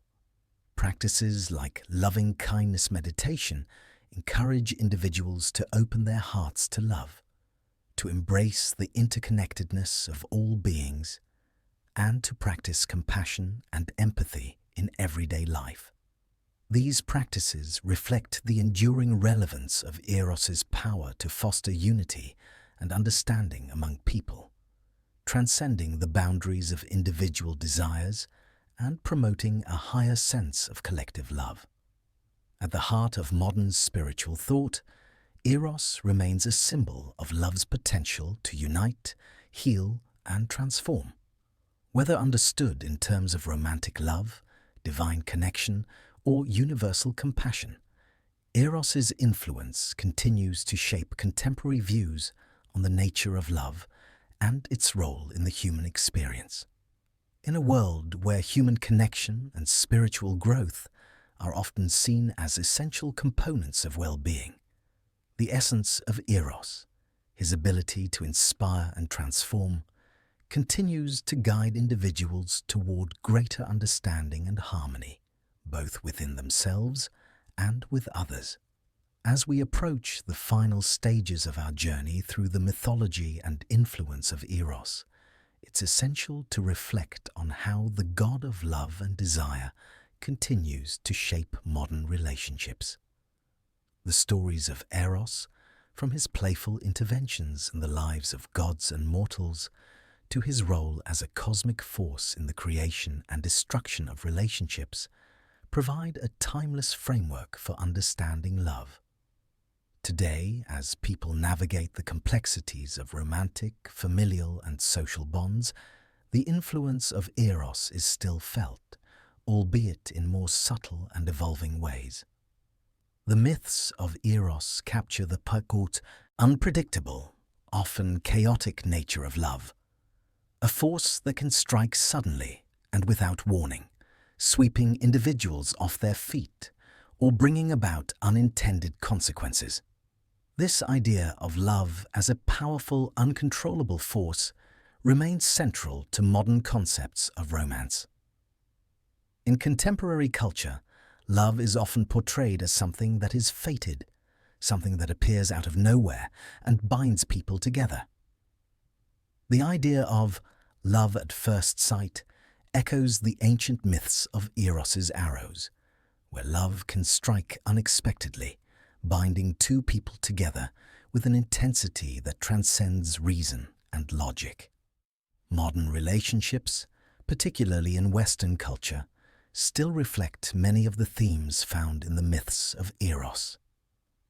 For example, the concept of falling in love is often viewed as something akin to being struck by an arrow, an event that is sudden, intense, and all-consuming. In the age of digital dating, the instant connection that people feel when they meet someone online often mirrors the myths of Eros's rapid and overwhelming effect. Just as Eros's arrows can unite two people in love without explanation or forewarning, the modern world has its own version of love's unpredictable strikes. However, while the myths of Eros celebrate the impulsive, passionate side of love, they also caution against its excesses. Eros's interventions in the lives of gods and mortals often led to unintended consequences, relationships built on passion and desire that spiraled into jealousy, revenge, and heartbreak. In the case of the love between Helen and Paris, for example, Eros's arrows led to the destruction of Troy, a catastrophic event that arose from the impulsive desires of the heart.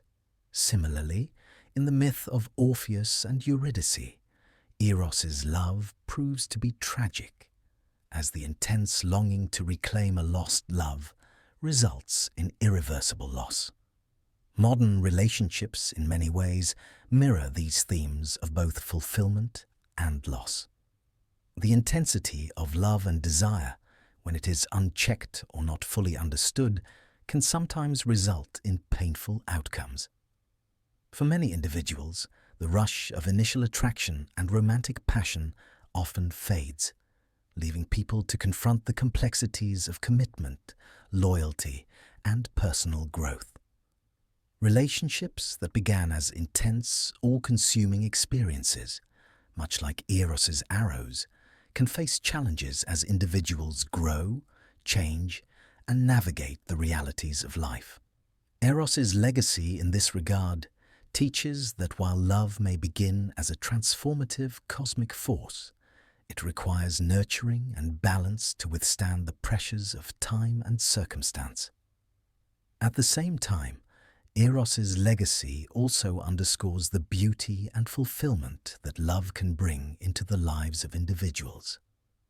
Despite the potential for heartbreak and conflict, love, when balanced with understanding and compassion, can lead to deeper emotional connections and personal growth. The myth of Eros and Psyche, where love is tested through trials and tribulations, reflects the modern ideal that love requires patience, resilience, and trust. In this myth, Psyche must endure hardship and suffering before she can fully unite with Eros, and in doing so, she achieves immortality. Similarly, in modern relationships, couples must navigate the ups and downs of life, growing together and strengthening their bond through shared experiences and challenges. In the context of modern marriage, long-term partnerships often reflect the deeper, more mature aspects of love. While early romantic relationships may mirror the fiery, passionate arrows of Eros, lasting partnerships are built on the principles of respect, mutual understanding, and emotional intimacy. In these relationships, love evolves from a force of initial attraction to a deeper, more enduring connection. Much like the relationship between Eros and Psyche, true love requires growth and transformation. It is through trials and challenges that love reaches its most profound expression, a union that transcends physical desire and becomes a source of emotional and spiritual fulfillment. The influence of Eros can also be seen in how modern culture embraces the idea of soulmates. The concept of a soulmate, someone who is perfectly suited for us, with whom we share an unexplainable, deep connection, resonates strongly with the ancient Greek belief in the idea of Eros as a force that binds people together. Many people in modern society still hold the belief that there is one special person with whom they are destined to share their life. This romantic ideal, whether based on mythological, philosophical, or cultural beliefs, echoes the timeless idea of Eros as a cosmic force that unites two souls in a way that transcends time, space, and reason. The rise of modern dating apps also highlights the continued influence of Eros in the way relationships are formed today. These platforms, designed to connect people based on shared interests and compatibility, have taken on an almost mythic quality. Many users believe in the idea of a perfect match, and while this can be seen as a product of the desire for connection, it also reflects Eros's ongoing influence in how people seek out relationships. Love, in this context, is still viewed as a transformative and magnetic force, drawing people toward each other with an almost magical intensity. Yet, despite the increasing emphasis on compatibility and logic in modern relationships, the unpredictability of Eros's arrows remains present. No matter how much we seek to control our experiences of love, whether through online platforms or by carefully selecting partners, Eros's power is ultimately beyond our control. Love remains a force that can surprise us, inspire us, and challenge us in ways we never expect. Moreover, the modern understanding of love is increasingly shaped by the idea of self-love and personal growth. In the modern age, relationships are often seen not just as unions between individuals, but as partnerships that promote mutual growth, understanding, and the development of the self. The importance of self-love, both in the sense of self-acceptance and self-care, is increasingly emphasized in contemporary spirituality and psychology. As Eros's influence extends into the realm of individual transformation, people today are learning that love, to be truly fulfilling, must begin within oneself. Just as Psyche must first undergo a journey of self-discovery and growth before she can fully unite with Eros, modern individuals must learn to love themselves before they can love others in a deep and meaningful way. Eros, in the end, is not merely the god of romantic love, but a symbol of the profound, transformative power that love holds in all its forms.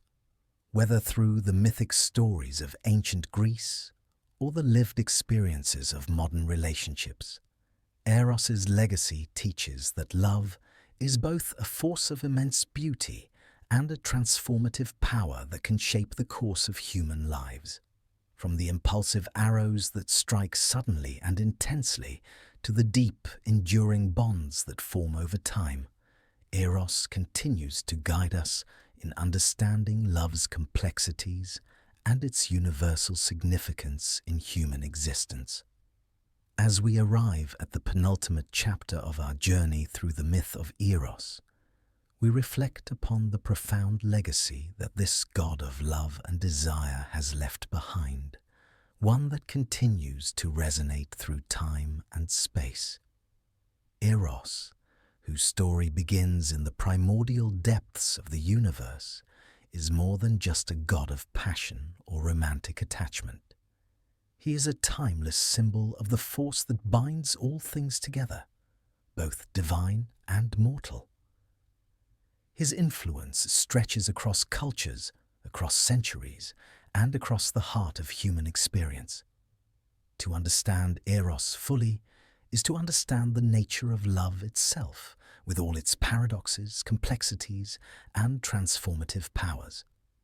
At his core, Eros embodies the universal truth that love is a force of both creation and destruction. His role in the formation of the cosmos, as recounted in early myths, reminds us that love is not simply an emotion. It is a fundamental force that shapes the very nature of existence. In the Theogony, Hesiod describes Eros as one of the first primordial deities to emerge from chaos, alongside Gaia, Earth, and Tartarus, the abyss. This positioning of Eros as a force that predates even the gods themselves suggests that love is the very foundation upon which everything in the universe is built. From the moment of creation, love exists as the catalyst for all things, binding them together in unity and, at times, driving them apart in pursuit of new connections. Through his many myths and stories, Eros's power is revealed not as a mere symbol of fleeting affection, but as the engine of the universe's ever-changing, ever-evolving nature. In the myth of Eros and Psyche, love is shown to be both a force of redemption and transformation. Psyche, through her trials, learns to embrace love in its purest form, not as an impulsive desire or a fleeting passion, but as a binding, cosmic connection that transcends hardship and loss. The story suggests that love requires growth, resilience, and a deepening understanding, qualities that turn love from something simple into something eternal. This idea that love, through its trials, brings about profound change is at the heart of modern relationships as well. In today's world, love is often idealized as something that should come easily or be instantly fulfilling. The cultural emphasis on love at first sight, or the idea of soulmates, suggests that love is something that is destined, unchanging, and smooth. Yet, as the myths of Eros reveal, love is often something that demands patience, sacrifice, and an openness to transformation. Eros's story teaches that love is not a static, perfect state, but a dynamic and ongoing process of becoming, both in the world and in the self. In this sense, Eros's myth is timeless, because it offers a reflection of love's complexity in all its forms.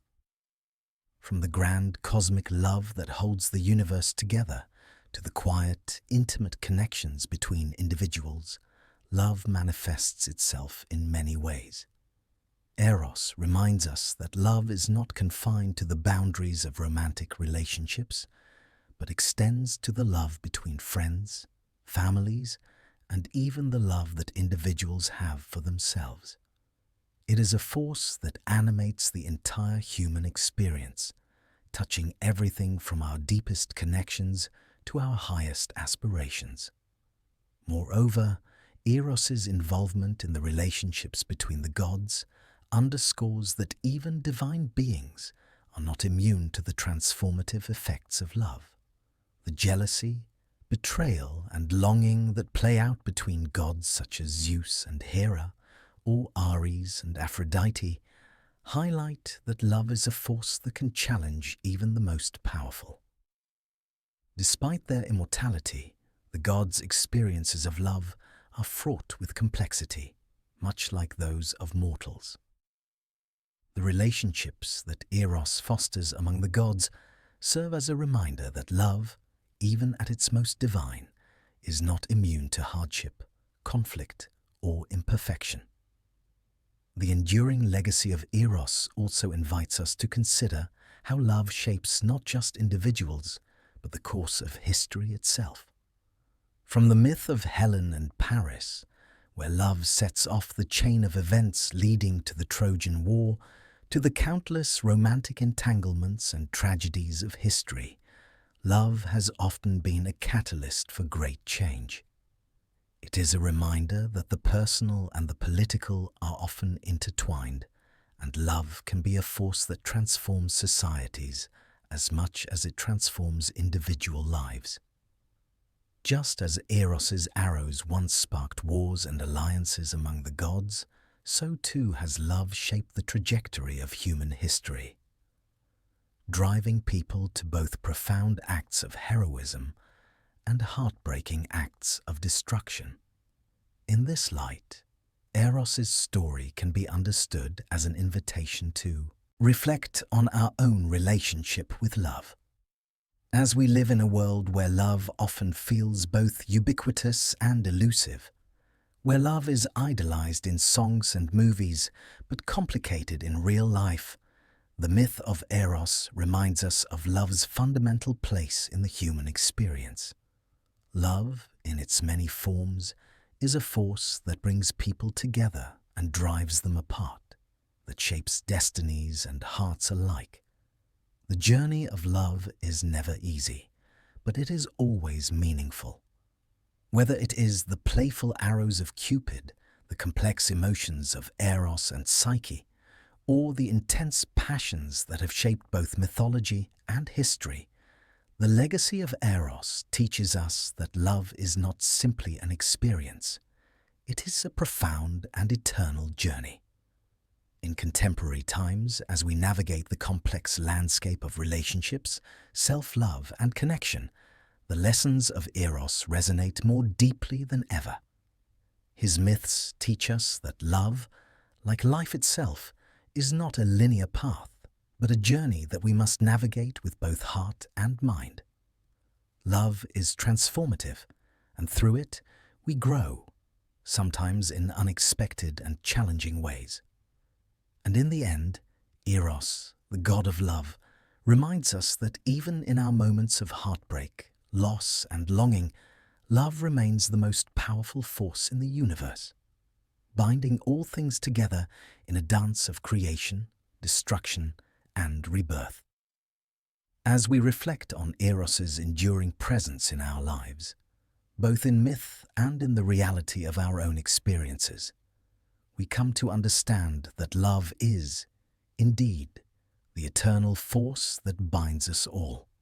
As we approach the final moments of this exploration into the world of Eros, it's essential to take a step back and reflect on the enduring impact this god of love has had, not only in mythology, but on our understanding of love itself.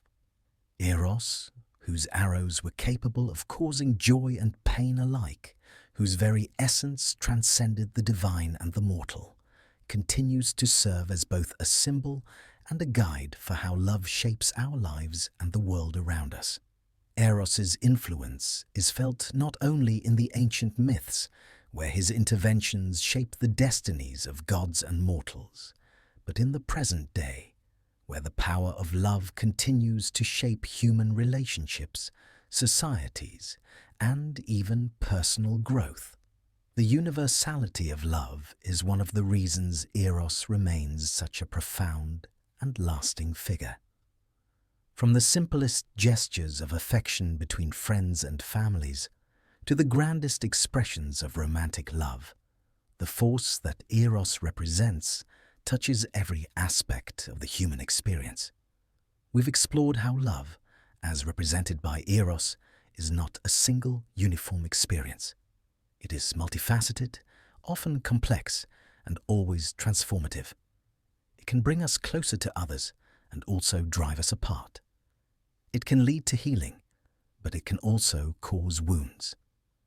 These contradictions make love, and by extension Eros, one of the most enduring and universally understood forces in human history.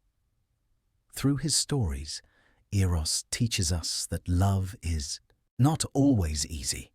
It requires vulnerability, patience, sacrifice, and, at times, overcoming great obstacles. But it is through these trials that love reaches its most profound, transformative potential. Consider the relationship between Eros and Psyche. Their myth is a journey of growth, trust, and eventual union. But it is also a reflection of how love requires both individuals to evolve. Psyche must undergo trials that test not only her love for Eros, but also her resilience and capacity for self-discovery. In the end, she is rewarded with immortality, a transformation that speaks to the power of love to elevate the soul. This myth, like many others involving Eros, highlights that love is not just about the connection between two people, it is about the internal journey each person undertakes. It's about the growth that love can inspire, whether that growth is emotional, spiritual, or even physical. In modern relationships, these themes of personal transformation and self-discovery are equally present. While the idea of romantic love often focuses on the intense emotions of infatuation, passion, and desire, the deeper work of love is the growth it fosters. True love, whether it is love between partners, friends, or even self-love, requires that we become better versions of ourselves. It calls us to grow beyond our own limitations, to challenge ourselves, and to transform in ways we never expected. In this way, the myths of Eros remain incredibly relevant today. They remind us that love is not a passive experience, but one that asks for active engagement and growth. But just as Eros's arrows can bring people together, they can also pull them apart. The destructive side of love is an essential part of the myths involving Eros. We've seen how his influence can spark jealousy, betrayal, and war. Most notably in the myth of Helen and Paris, where love, driven by Eros's arrows, ignites the Trojan War. In these myths, we're reminded that love, in its power, can disrupt the natural order. It can unravel lives and change the course of history. And yet, even in these tragic stories, love's transformative power is evident. It is love, in its most intense and chaotic forms, that drives the actions and decisions of gods and mortals alike. In our own world, love can be similarly disruptive. The passion of first love can be overwhelming, often leading us to act impulsively, just as Eros's arrows caused chaos among the gods. The desire to be loved can lead us to make decisions that are not always wise.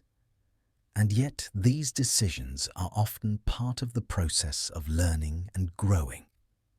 In the same way that the myths of Eros show us the dual nature of love, both its beauty and its pain, our relationships with others and with ourselves involve a balance between attraction and conflict, growth and struggle.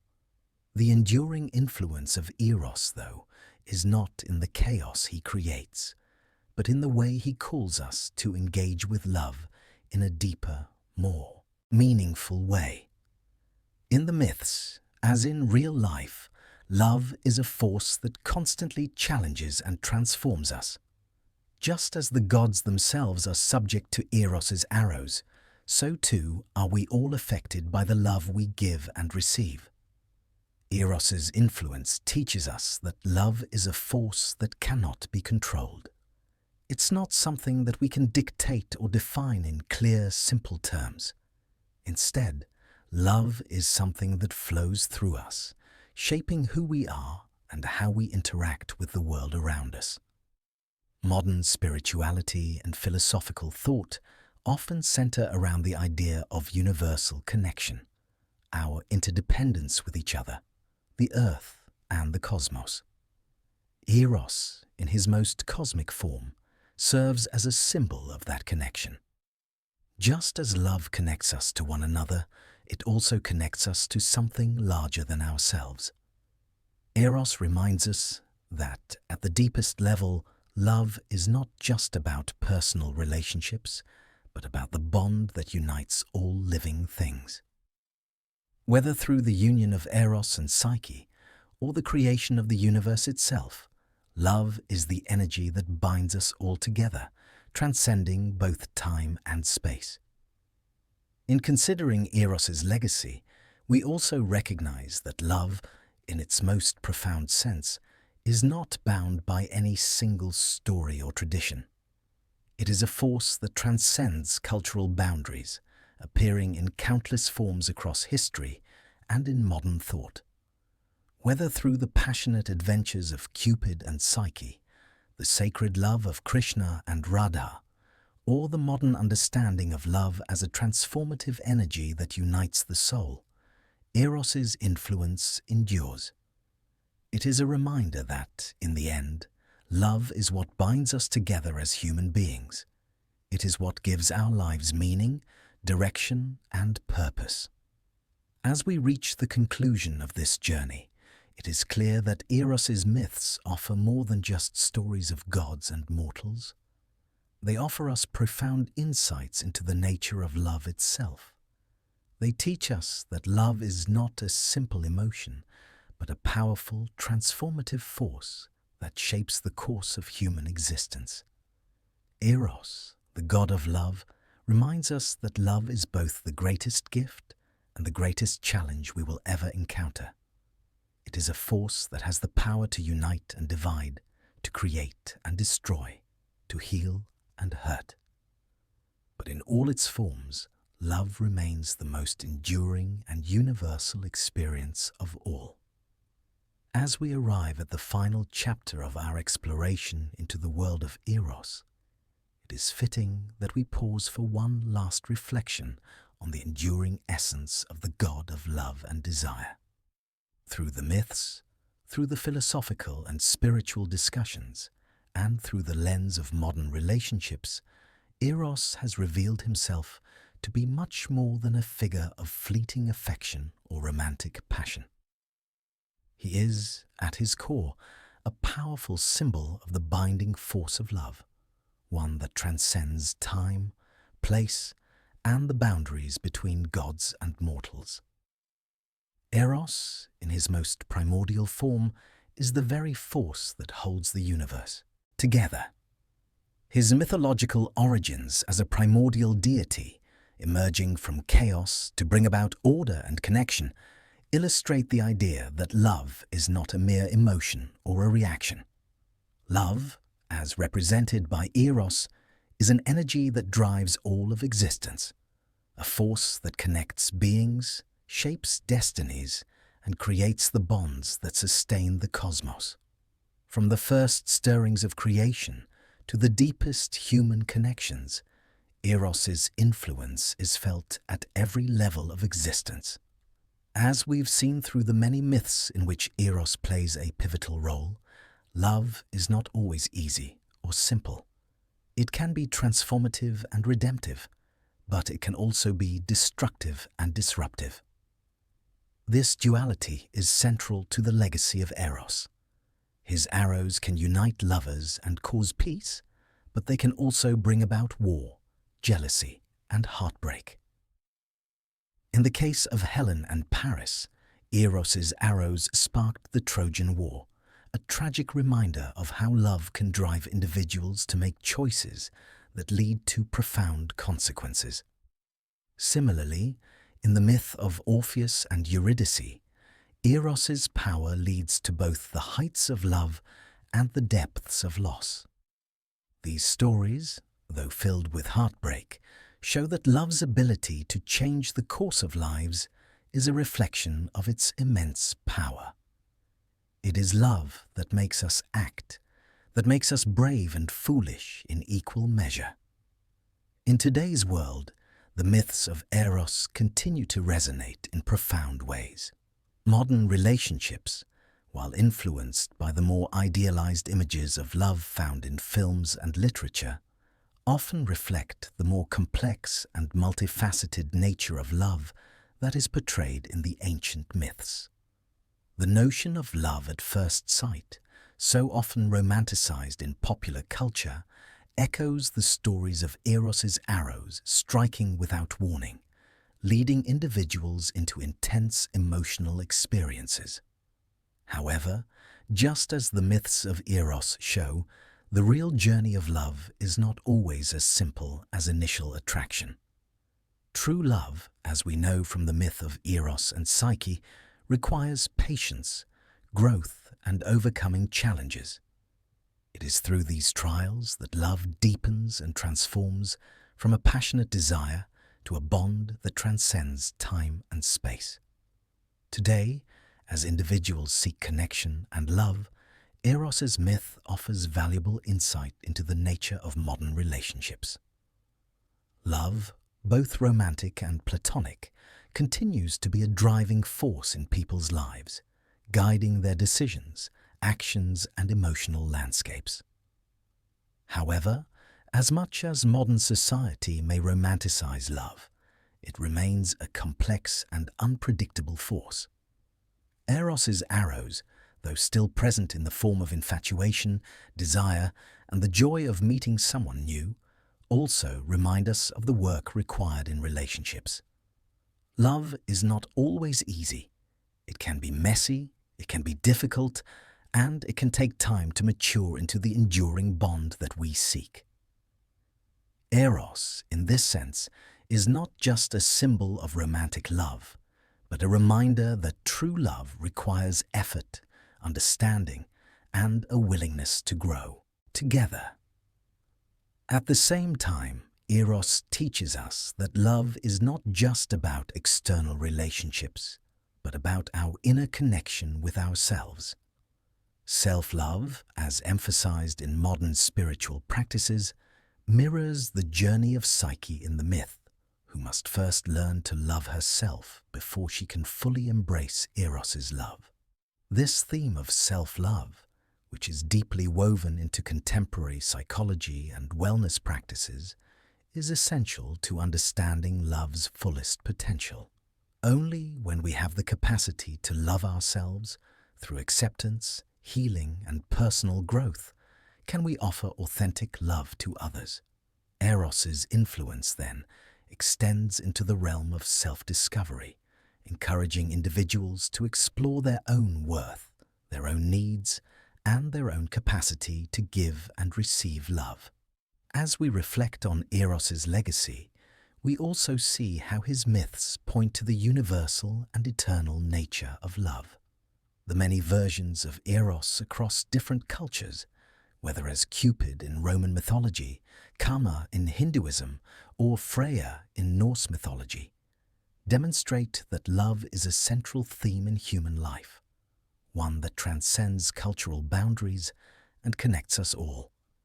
Eros's power is not confined to the gods or to the myths. It is a force that lives in the hearts of humans, guiding relationships, personal growth, and the connections that we form with others.